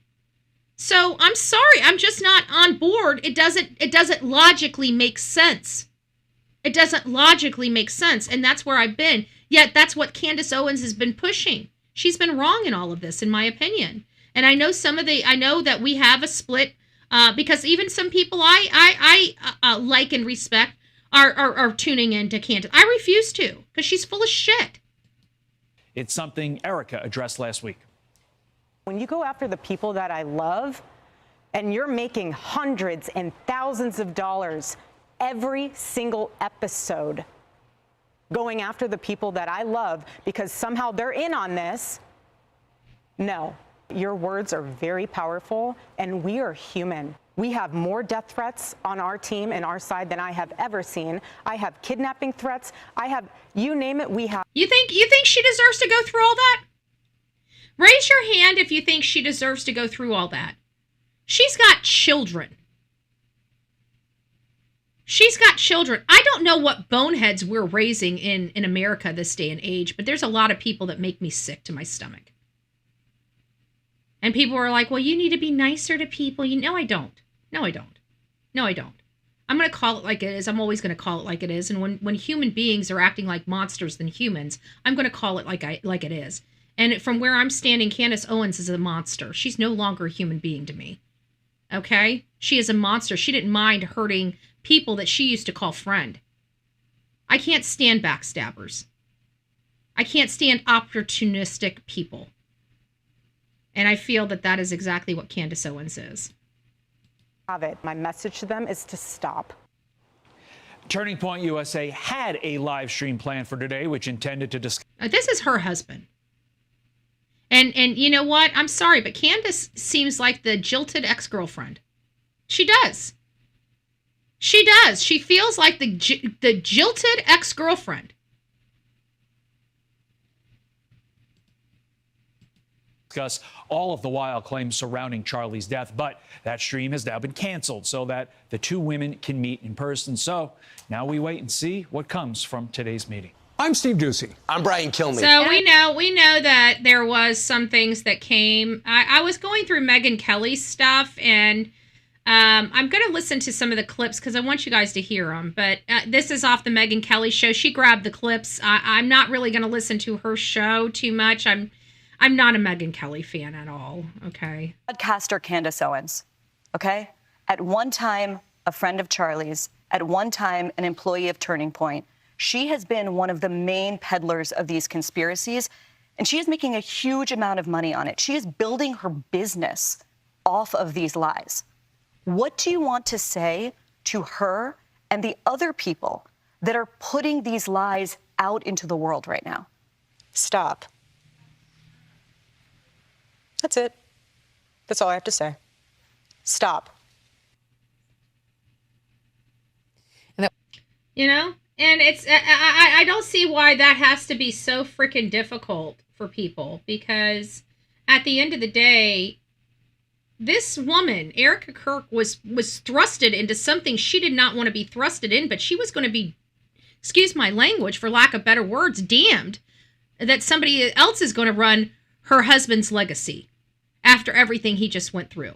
Like, this woman is like a rock. You know, she is the Rock of Gibraltar. Like, I have nothing but mad respect for Erica Kirk. You know, many women would be literally unable to think, and she doesn't have time to stop thinking yet. I don't even think she's had time to really, truly grieve the loss of her husband. because she has children she's got to take care of. She's got hundreds of employees that her husband, has to take care of. Those things didn't stop the minute he was assassinated.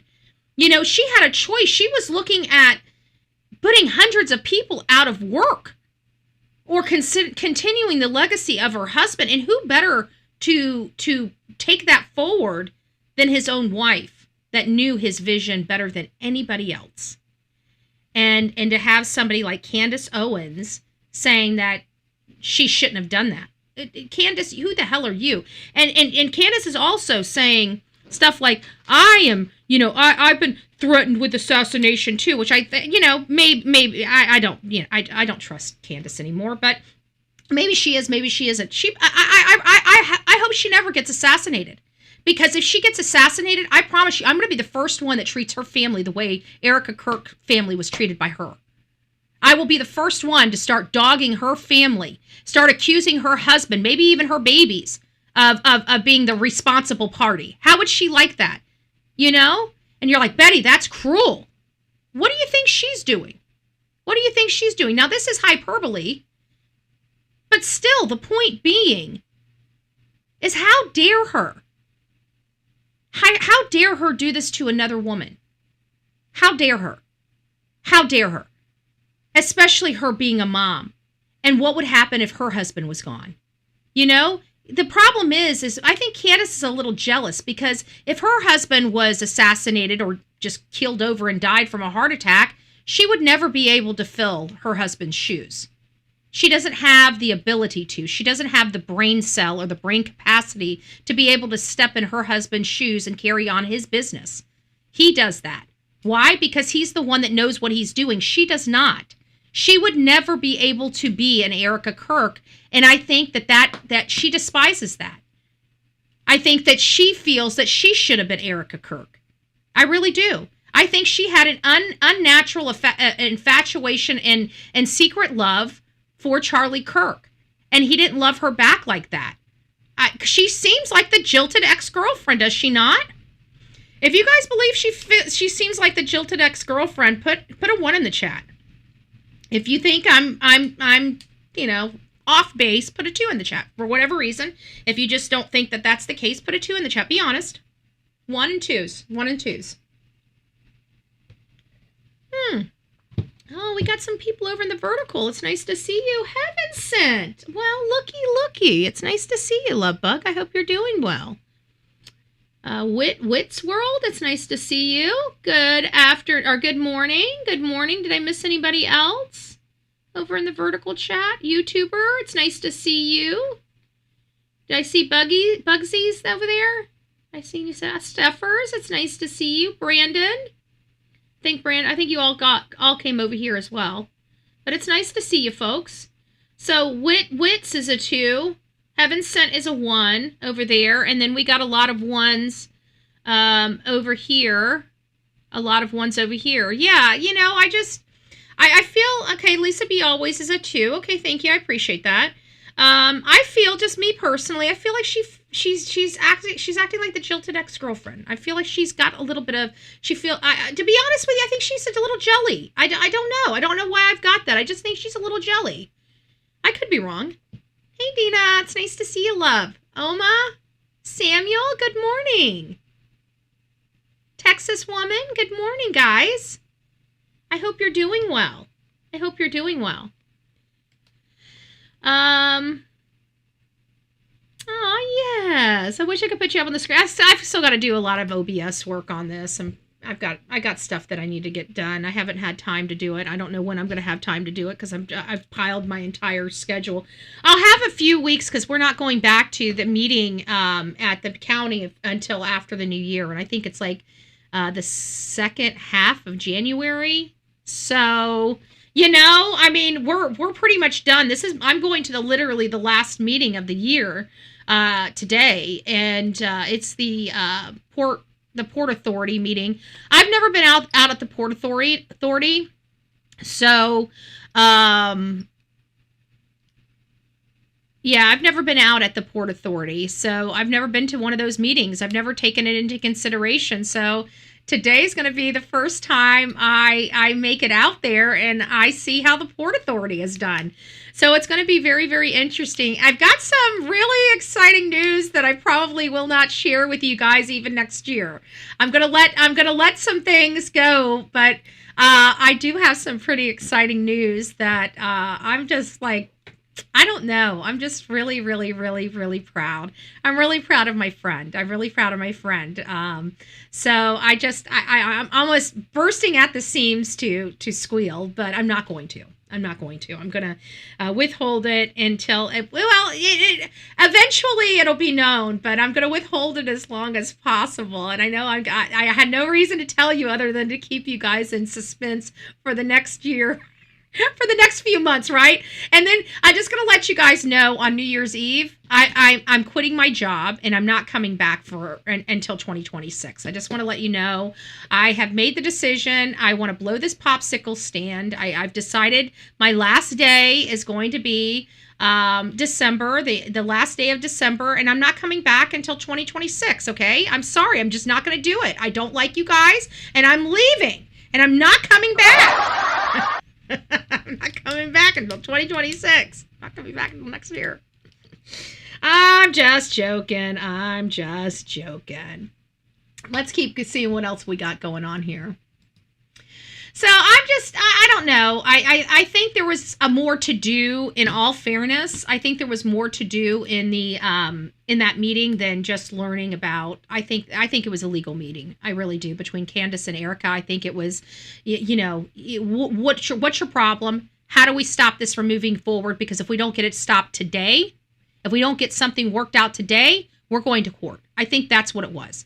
And I think the 4.5 hours was working out their agreement amongst themselves on what they were going to say and what they were not going to say. I truly believe that it had gotten to that point. I don't believe this was everybody came together and had a kumbaya moment and just said, oh, here's all the information we have.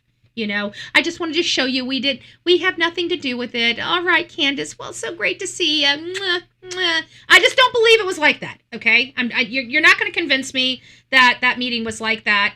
And so there it is. Okay, guys, Jeffrey Epstein has been in the spotlight on this channel, around the country, around the world in 2025. Okay, everybody wants to know about what happened on Epstein Island. Who was involved? We know Ghislaine Maxwell did speak to the FBI. She did have an interrogation on the record with court reporters and everything, testimony, whatever. She never had one of those before, had to sign those NDAs. It might have very well been NDAs signed. Who knows? Maybe they pulled out a prior NDA she signed. Remember, she was part of the TPA USA team. And I got to think that there was a lot of contractual obligations that they had to sign onto one another. And some of those things may have absolutely been brought up in that meeting. Because I tell you what, that's one of the main things that I do. Whenever I'm going to be setting up a corporation or a nonprofit or whatever, the people that are employed, they will all have contracts. They will all have contracts. In there will be NDAs, period. Okay? It's part of business. So I'd have to think, if TPA USA was thinking properly, then they would have had those contracts signed by these people with those NDAs attached to them. Hopefully that's what was done. If not, this might be a calling to TPA USA. When you bring people on, they need to sign, employment paperwork. Part of that needs to be, non-compete and, because a lot of people get on the job training of stuff and then they take it and go take it to a regular corporation, not a nonprofit, and they use those skills that they learned from TPA USA to help, make money for somebody else. I mean, if you're going to be teaching them stuff, you should be able to have a non-compete for 1.5 years, 2 years, or whatever the case may be. I think that's only appropriate. It's only fair. But non-compete, NDAs, those things all need to be part of employment contracts. If you're an employer and you don't think about those things, you need to. You need to protect your interest in your business, and you need to make sure that whatever you do, somebody can't just get trained by you and go out and steal your business. Okay, you've got to have those contracts in place. So hopefully that's what was done. I don't know if something like Turning Points would have been using those types of contracts, but I don't know. Hopefully they were. I mean, they are, even if they're a nonprofit and a religious business, they still need to protect their back, because I just don't trust people. You know, contracts are a way to make sure everybody's accountable. That's it. You know, if you're not going to do anything shady, then there's nothing. You know, everybody's supposed to do their part. You have no problems, right? There's no problems. So there is that. There is that. All right. They released 19 photos out of 9,500. That's freaking ridiculous. Well, I can understand the photos. There's some. I can understand. I mean, not that 19 is appropriate. I think there should be more than in 9,500 photos. There should be more non-sexually related photos that could be released. That's what that should be the they should go through all the photos. Anything that's non-sexual that doesn't need to be redacted, those things should just be out. You know, they should just go out. But with the photos, you got a lot of images that are very predatory, and those can never be released. It's you got to understand. I never thought of it this way, and I can't remember what case we were covering, but we did learn that even law enforcement, it's illegal for law enforcement because the law's the law. So law enforcement can't possess CSAM either. And you're like, well, they have to be able to present. You're right. They do have to present it at trial. They do have to do, but that's why their protocols are so stringent. When they come across this stuff has to be locked behind layers and layers and layers of protection. It has to be, I mean, they have all these very strict and stringent protocols for underage children and photography and videos of those underage, because once the case is over, they are required to destroy that stuff. That stuff is highly unlawful for them to have. And the sooner that they can destroy it, the better off they are. So there are going to be some images that are going to take a lot longer to process and get those out to the public, because they're going to have underage. It's going to be CSAM, okay? And we can't just release CSAM out there to the world because it's unlawful to possess. So I think that the photos I understand, the documents I don't understand. Document with AI this day and age, they should be able to get AI redacted and get that redacted, and then you only need a few people just to review to make sure that the redactions are the proper redactions. So I think the paperwork, we should have a lot more paperwork out. The photos, I kind of understand a little bit because of the gravity of the case. But I think over time that those should be also released. So I understand, Dina, about that. Is it Dinah, or Dina? I guess E would, so it's Dinah. Yeah, I think it's Dinah. Let me know if I butcher your name. Try to pronunciate it for me. So I don't like butchering people's names. I do apologize. I work very, very hard to try to make sure I call you guys what your parents' name or what you want to be called. Okay, within reason. within reason. Haters are gonna hate, but I admire Erica. I do too. I think Erica. I think, she's very inspirational. I don't know how she forgave Tyler. Like I said, there's just some people that are better people than me. And I am a true-hearted person that can acknowledge that and sit on my platform and state that. And Erica, by far, is an amazing woman, far more superior than the likes of Bullhorn Betty. I can tell you that. I'm not one that forgives very easily. And you hurt my family. That's one thing I would never forgive over. It may be a miserable rest of my life, but I'm a stubborn woman. And there's just some things I don't forgive very easily for. And she believes in her Bible. She believes in the calling. She believes in the word. And God bless her for being a better woman than many of us are. But I don't know if I could have been that strong. I don't know if I could have been that courageous. I pray to God I can be that courageous. Oh, thank you. I do. I pray to God I can be that courageous. I pray to God I'm never put in a position to have to show that type of courage. But she's a very strong woman and has much respect. And if there's anybody to idolize in this world, it'd be somebody of that caliber, not somebody of Beyonce's or, Taylor Swift's caliber. Okay. I'm glad Taylor Swift is finally settling down. But she's not she's made her share of mistakes, And I do believe in everybody needs to walk their path to find out who they are, and they need to, be a little bit better and learn from themselves and grow. And hopefully Taylor Swift is growing. Hopefully this is not a trendy marriage, I'd hate for that to happen and then be divorced in a few years, with kids that are now not wanted in Hollywood and being raised by nannies again, It's just... I feel some type of way about Hollywood kids. I feel bad for them, I feel bad for them. I mean, look at Nick. I feel bad for Nick. Because he's been saying he's been growing in the shadow of his famous parents. Think of all those children. They have such big shoes to fill. And it's hard, and they have to do weird shit. I mean, look at Will Smith. Who wants to walk around with red paint all over their face?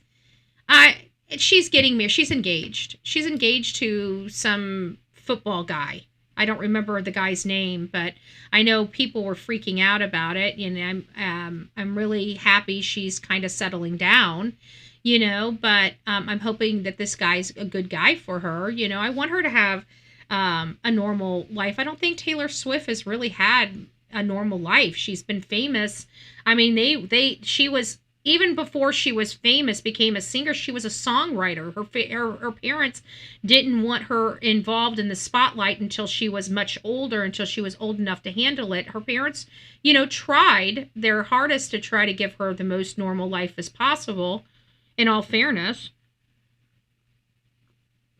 But she still had, a lot of wild child, not as many as some, but she's had some wild child events that's happened to her. We know she's dated, several people. Some of those people have, let people know personal information about Taylor. It was very embarrassing for her.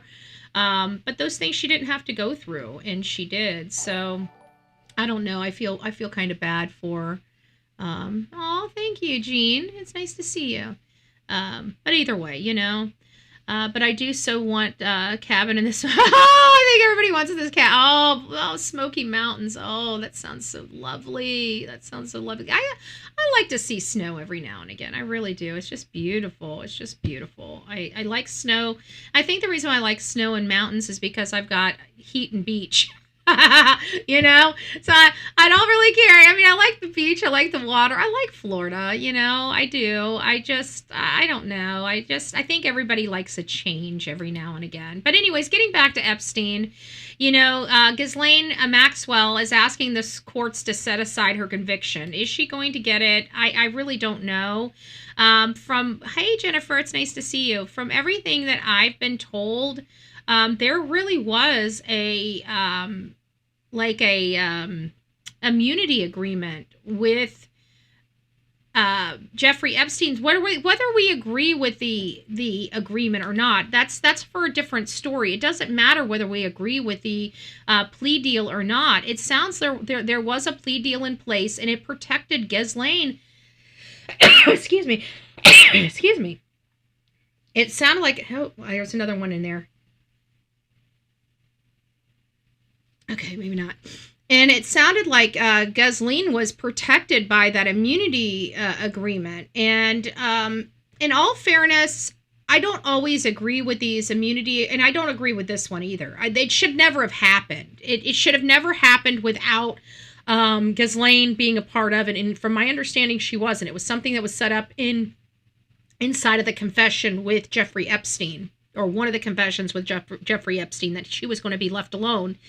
And then after he was deceased, they went and picked her up as if the deal no longer, were in effect. And I don't necessarily agree with that.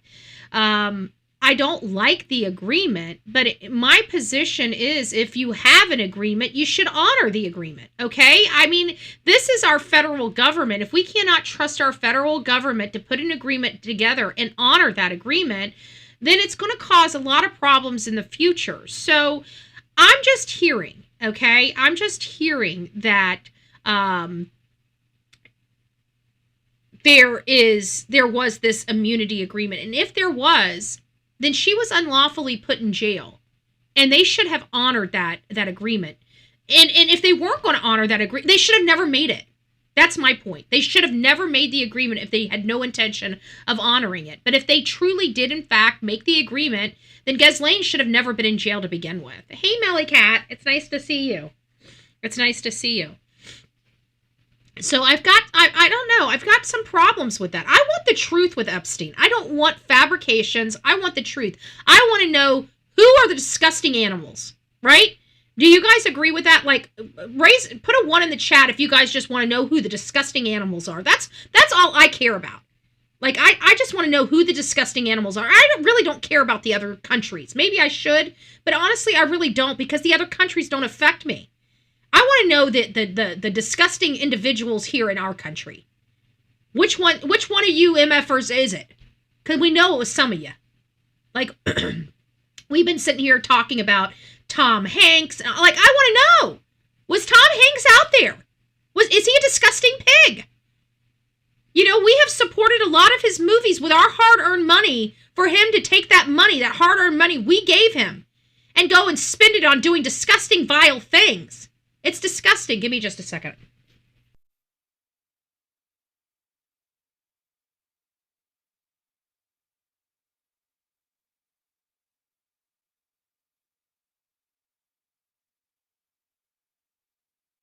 Sorry about that. I wanted to blow my nose without you guys watching me.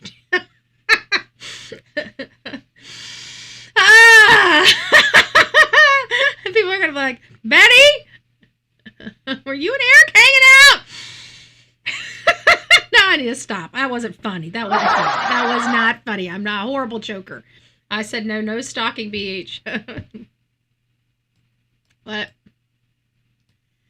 I like driving Sarasota after cooking one. It would be frozen by then. My daughter said she would. She would, though. I said no. No stalking, BH. Aw. You guys can stalk me. I didn't know you were that close.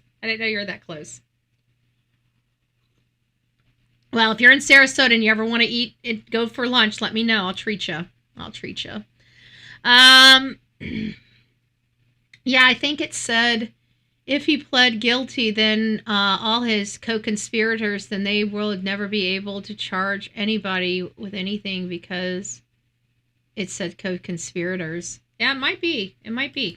I do know. Yeah, Bill Gates. It said, yeah, we want. I think that's really it. Like, I mean, some people are wanting to know all of them. And I want to know. Like, is our French, you know, is there people? And I heard that there was somebody from the Israeli government that was a part of this, and they got fired from their job. We know about the Prince Andrew. He was stripped of his title and everything over his part in the Epstein stuff, and he was definitely a part of it. But you know, those people don't really affect us. Do I really care about that? I don't. That's why I said, you know, it's not that I don't want to know who I prefer having all of them. Hey, Ganja girl, it's nice to see you, love bug. I hope you're doing well. It's not that I don't want to know who they are around the world. I don't care about who they are around the world. I only care about the people that we have rights to. You know, I want to know which owners of stores, which products, you know, because we know these are the elitists. These are the people that look down on us, right? And yeah, those disgusting and vile individuals, they look down on us. Well, at least we ain't bopping disgusting animals. Let me put my crown back on. Let me put my crown back on. Oh, thank you. I appreciate that. So, yeah, we want to know who they are, but I want to know who they are in this country, right? I want to know who the pigs are in this country. And not only do I want to know who the pigs are in this country, I want to know if they have any victims. Because people that go and fly over to another area, once they have a taste, When they come back here, does that taste go away? Does that obsession go away, or does it intensify? I would have to think it intensifies. And I'd have to think the rich people aren't wanting to spend that kind of money, that they would rather start spending it more home and try to start saving some more money. There is no longer a Duke of York. Yeah, exactly. A prime minister, I'm sure there was. I agree. I agree with that, Faye. Faye says, hold on, it just popped up on me. Faye says, I don't think we'll ever know the truth. I really don't know if we'll ever know the truth because they screwed up the files so much. It was all bought and paid for. Our politicians did this. The deep state. There's a lot of people in the deep state that are disgusting. And there's a lot of horrible politicians that are really twisted. And you can see just by the laws in the state of Tennessee, the state of Tennessee has some very, very pervy politicians. Okay? When you can't make laws but that affect a 4-year-old, that somehow 5-year-olds are okay, you are a disgusting state. You are like we here in America are watching the laws being made in the state of Tennessee. I can tell you that. Tennessee, and if we got it in Tennessee, we could start looking at other states that mimic Tennessee, like North Carolina and other places. They're a hotbed. Okay, the state of Tennessee is so twisted on law and order that they close their branches down nights and weekends. I have never heard of that in my life. They are not a law and order state. Any state that sits here and tells you that they're a law and order state and closes their law enforcement branches down nights and weekends is not, let me repeat, is not a law and order state. Okay? You do not have a law and order state in Tennessee. And then when you look at laws, there's like, oh, we give the death penalty for fiddling with kids under the age of 4. Oh, so 5, 6, 7's okay in the state of Tennessee? We've got it from 12 under. 12 under. Why? Because here in Florida, we want our children to be children. We don't want them being twisted and just... There's something wrong in the state of Tennessee. Y'all folks in Tennessee are good folks. Okay, I meet some of the nicest folks, some of the most hardworking folks I have ever met in Tennessee, and how you guys allow politicians to do this in your state is beyond me. It's just beyond me. You guys got to start doing something about this. This is not working in your state, folks. It's just not. And I'm not trying to be rude or mean. It's just not. Hey, Stacy, it's nice to see you, love bug. I hope you're doing well today. So, it is. I don't get it. I just don't get it. They're just not doing right. They're just not doing right in the state of Tennessee. And it's like every time I feel like, okay, we're moving the needle, I'm always disappointed. I'm always freaking disappointed. It's like it's never enough. When are they going to come with the freaking boom? Like, we are no longer going to allow you to abuse our children in the state of Tennessee. If you do, you are going to meet the maker. That's what we want. We want to hear a state really care about their children. But you're looking at a state that has the highest per capita of missing children compared to Florida. And Florida has more residents and more people living in it than Tennessee. It's just a horrible, horrible makeup, and we need to do something about it. And it's kind of on the heels of this Epstein stuff because, Epstein was hurting children, young people, not children. They were more teenagers, but it's still unsavory and immoral. And in my opinion, the laws in Tennessee are unsavory and immoral. They need to be tougher. So will she have her convictions set aside? Will she not? I really don't know. Do you guys remember me running the story on the creepy dolls? You know what? Let me find it. Hold on. I don't know why I didn't have this up. I was just thinking about it. I had this story and I couldn't remember what it was attached to, but I just remembered. And it was my creepy doll story. So give me just a second. Let me go over here and let me find my creepy doll story. And this is a follow-up on the creepy doll story.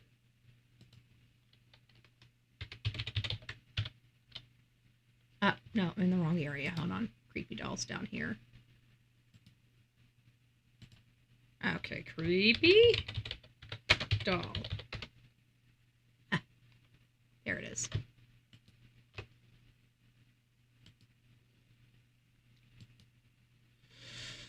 Back loaded with equipment, forensic type of equipment. They spent 8 hours here collecting large. Spent 8 hours here collecting. Oh. We don't need to go through that. We'll get. Yeah. A new FBI search is now linked to a store that sells what it calls creepy dolls. The FBI will still not say exactly what it is searching for. That yesterday there were 2 searches all day long, one at that business in Peabody and one at the business owner's home here on this street in Salem. So here's this article right here. FBI search Peabody. I know it's not Peabody, it's Peabody is how they pronounce it, I believe. Peabody. The creepy doll business. An owner's home in Salem. It says the FBI said there's no threat to public safety following the search of a creepy dolls shop in Peabody and the owner's home in Salem. One business owner in the 50 Mills complex of Peabody saw 8 or more men in uniforms in their hallway on Tuesday. They assumed there were maintenance being done to the building. It was only when they saw the labels on the jacket they realized the FBI was inside the building. I can confirm the FBI was at both locations yesterday conducting law enforcement activity in connection with an ongoing federal investigation. An FBI spokesperson told WBZ Wednesday to protect the integrity of the ongoing investigation, we're going to refrain from commenting on its substance. However, there's no threat to public safety. They were taking things out of the shop and putting them into boxes, a neighbor in the complex said, and there's the door to the creepy doll shop. According to witnesses, the FBI searching Cat's Creepy Creations. Cat's Creepy Creations described itself as art that will shock the mind and shake the soul. The shop's Instagram account says it specializes in creepy dolls, oddities, and bone art, with posts including a real human skull and a case of 11 human vertebrates. Okay, you guys are hearing. Human vertebrates, human skull, human. Okay? Nobody should have, we have replicas. So when you go to a novelty store and say somebody has a realistic looking human skull, it's usually replicated. It's usually with some type of, forming molten or clay or pottery, or they're made out of something, plastic, but they're not real human bone because it's unlawful to possess human body parts in the United States of America without the proper licensure. And you're like, licensure? You can own body parts with licensure? It's called mortuaries, okay? Mortuaries are licensed to deal with human bodies, okay? A creepy doll shop, not so much. Let's not even talk about contamination. God knows what, diseases human bones can hold. I don't know if they hold diseases. Do they? Do they not? I don't know. But what I do know is that she got the human bones from somewhere, right? Well, believe it or not, guess where she got them from? An Ivy League school. That's correct. An Ivy League school was actually in the business of selling body parts to novelty people. It was the Harvard morgue manager.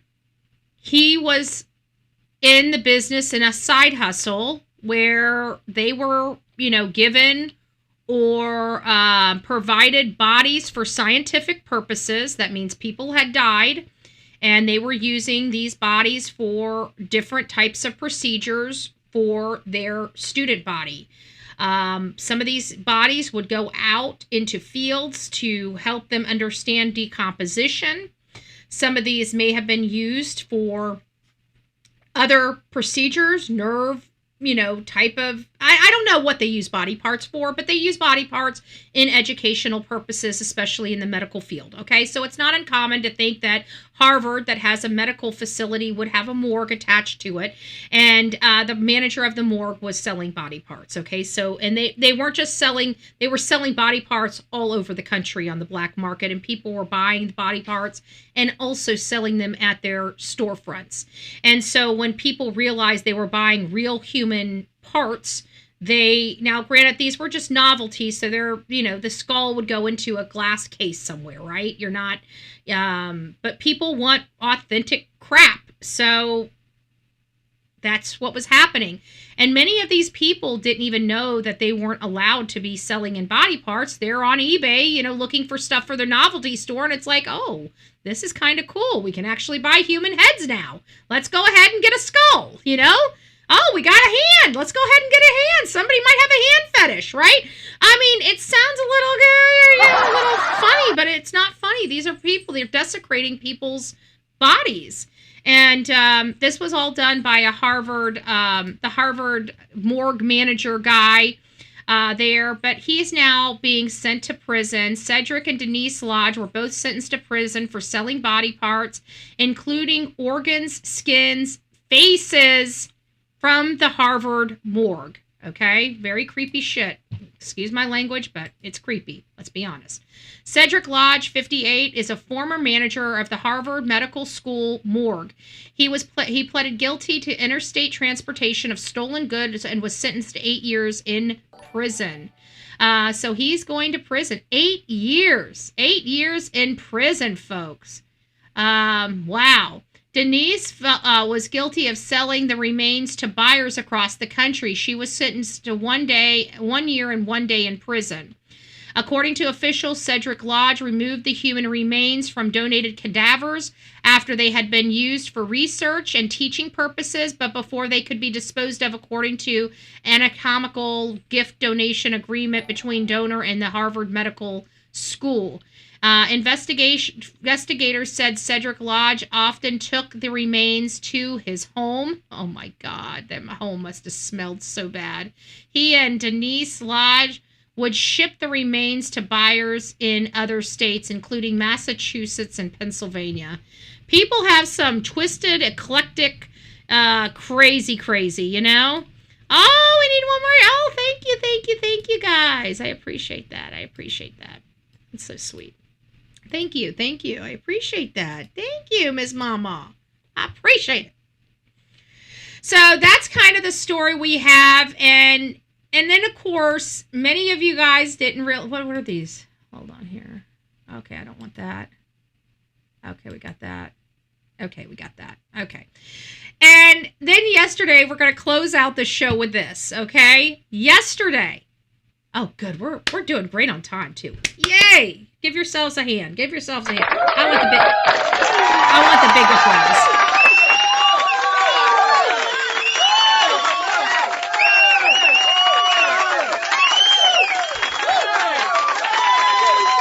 We are doing amazing, and I mean amazing on time this morning. So thank you guys. We've been just amazing. This is great. We're gonna have a great day today. I feel it. We've already started up. We're awake. We're ready to go.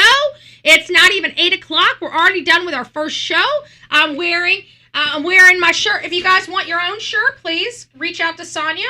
I'm sorry if I offend you with my common sense. This is a literally favorite sell items. And of course, yours is not going to come with this, but mine comes with Drain the Swamp because I'm going to a meeting. Oh, and by the way, while I was out at the ribbon cutting yesterday, my beautiful dress that I was wearing also had this attached to it because I wanted to make sure that my politicians in the county know exactly what my job is here. And of course, not very many of them came up to shake my hand at this event. Just to let you know. there is definitely, without a doubt, a fight in this county.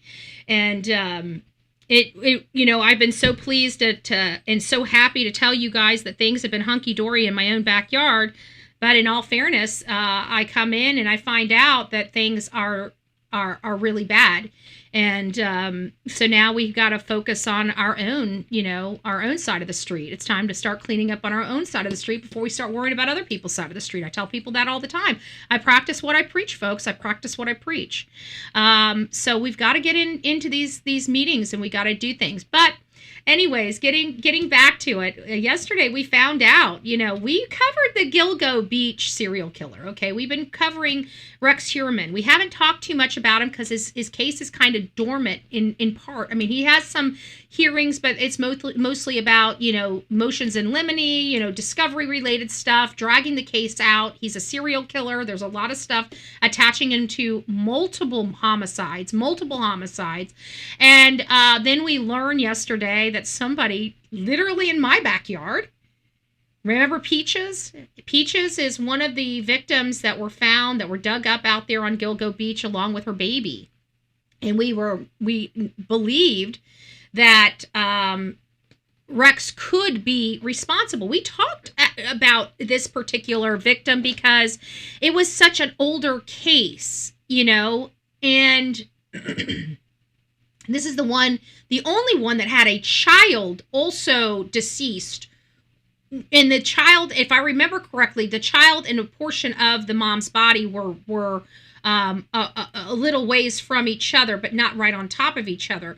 But it was determined through biological means that child was, in fact, related to this other person, that we only had an image of a peach on like the breast area. And so she became Peaches and the baby became Jane Doe, or Baby Doe. And we finally put a face and name, and come to find out there was a guy here in Tampa, Florida, just across Tampa, Florida's Hillsborough County. If you guys ever hear me, I tell you I'm sandwiched between Hillsborough County and Sarasota. Okay, that's where Manatee County. So right over my county line is Hillsborough County, Tampa. Okay, so this guy was in Tampa, Florida, just over a bridge from my house, and come to find out he was the murderer of Baby Doe and Peaches. Peaches was not part of Gilgo Beach serial killer. We all thought she was forever. And I shouldn't say that. She was one of those outliers that I said, if we go back to some of my commentary, I know that I said multiple times that I thought there was a second serial killer working in the same area, and it was because of Peaches. There were some people out there on Gilgo Beach that were dismembered, and it's hard for me to believe that Rex went from dismemberment to staging. And when we talked to some people, they believed that it was because of his age. By the later ones, the ones that died in 2000, those were when he was like, much later in age, 50 and 60 years old. And that may be a reason why he didn't have the propensity to dismember, but stage, and somebody put that to me like that. I'm like, okay, well, that might be. I watched last night about Peaches and the baby. Yeah. But we thought Peaches and the baby was affiliated with a serial killer, and come to find out, of course, who's the next best thing? The ex, right? The ex. Somebody she knows.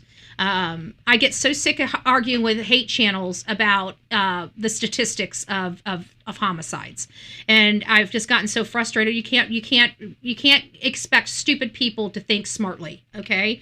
And that's how I feel about the hate channels. At the end of the day, the reason why we look at people close to these victims in many cases is because it's the people closest to these victims in many cases. There's outliers. Outliers are like the Gilgo Beach. There's not a serial killer. There's a lot more serial killers than we think there are, but they live under guises. And I do believe that there are still a lot of serial killers out there that are committing homicides that still haven't even been connected yet.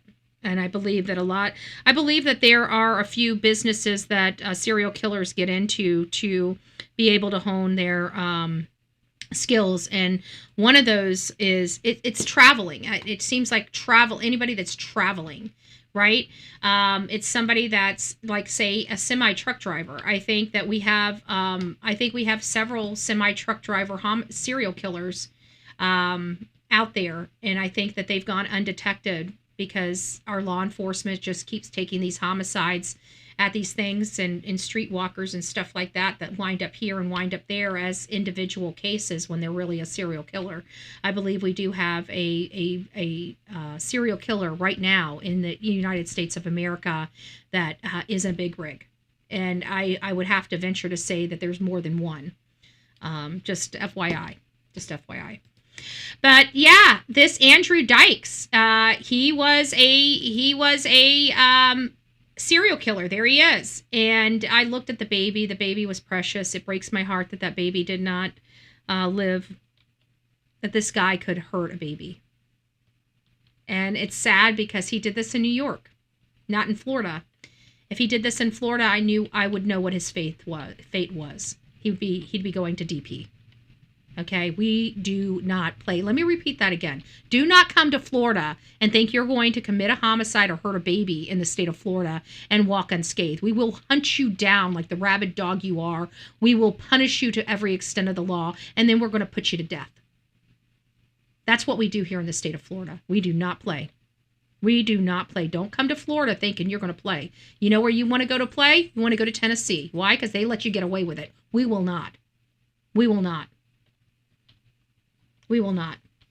And so it's upsetting to me because this Andrew Dykes, after seeing that precious baby, I want this case here. I want this case in Florida, and it's not. It's in New York. And we know that he's going to get life in jail without the possibility of parole when he deserves death. Babes, it's nice to see you, aka Epstein list. Yeah, the worldwide list of participants needs to be. It does. But I want to, and yeah, I want the worldwide list. But you know what? To be honest with you, I just want the American list. I want to know whose whole house do I need to be camped up outside of? You know. Because, once we get some good people, if they're still around, or they're still in politics or anything else, I'm going to turn their lives upside down. I will. We're going to fund something. We're going to be in front of somebody's house if we can find a house to be in front of. Because I don't even want to know how many young women's lives were forever changed because of this, Good and bad. I'm not saying that every person that is put in a situation, their life is completely, utterly destroyed. There may be an outlier where one or two people are, that went off and married well and was able to put this in their past and not ever look back at it. But a lot of them, they didn't have that option. We don't know what happened. We want to know the truth. I think at the end of the day, we want to know the truth, and we want to make sure that this never happens again. These things didn't really happen necessarily to American people, to American women. They happened to overseas women, but they still happened to women. The women were still exploited by our people here in this country. And those people need to be held accountable. Okay? No matter how you look at it, they need to be held accountable. And if they come from states and we have federal laws that keep the statutes of limitations alive, we need to go after these people. I don't care who they are. Okay? I don't care who they are. I don't care who they are. Nobody should be able to get away with this. And I understand that it was a different time back then, but that doesn't escape the fact that, the people need to use common sense and if it's not okay in this country, going out of this country to make it okay doesn't make it okay. You're still an American citizen and you still violated law. You still need to be held accountable. So we'll see what happens. I don't know what's going to happen. I don't know what we're going to learn from the Epstein files. I hope it brings clarity. I hope it brings victims some much needed peace. But, this whole thing that Marjorie Taylor Greene is losing her career because she fought for the victims of Epstein, it has nothing to do with that.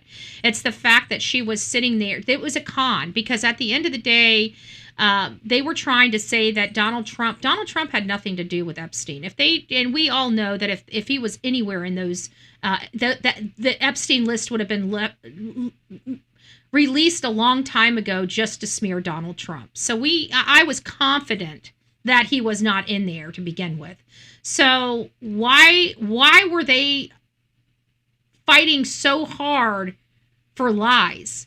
We knew that they were already screwed up. We knew that the files had already been mangled up behind the scenes because of the prior administration that has the shitbags involved in them. I expect to see some Republicans on the list. I expect to see, because at the end of the day, it's powerful, greedy people that think they're above the law that are responsible for this. Period. Okay? You're not going to see Bullhorn Betty on a list like this ever in my career. I could have $100 million sitting in a bank account, and you're not going to see me in a private island doing unsavory things. Why? Because I have integrity, and it's not my nature to do those things. Okay? If it's in your nature, it's in your nature. You're a shitbag. Okay? But if it's not, it's not. So I want to know who they are on both sides of the aisle. I really don't care. If I told you guys I'm an equal opportunity asshole, so I really don't care, who you are. If you're an a-hole, I'm going to treat you like an a-hole. And if you hurt kids, if you hurt young women, I pity a fool. I pity a fool. All right, guys, rock it out with your coffee beans out. Don't forget to be fearless. If you see something, say something. An ounce of prevention is worth a pound of cure. And until next time, please be safe, but more importantly, kind to one another. We are going to have a 4:15. The only thing that's going to prevent us from having a 4:15 show on Sebastian Rogers today is as if I'm not back from the Port Authority meeting, but I don't think they last very long. So I think we should be good. This is my first time going, so I really don't know, but I think we're going to be pretty good as far as timing. I think I'll be back by 4:15. So we'll see you then. Be there, be square, and rock it out with your coffee beans out. Talk to you soon.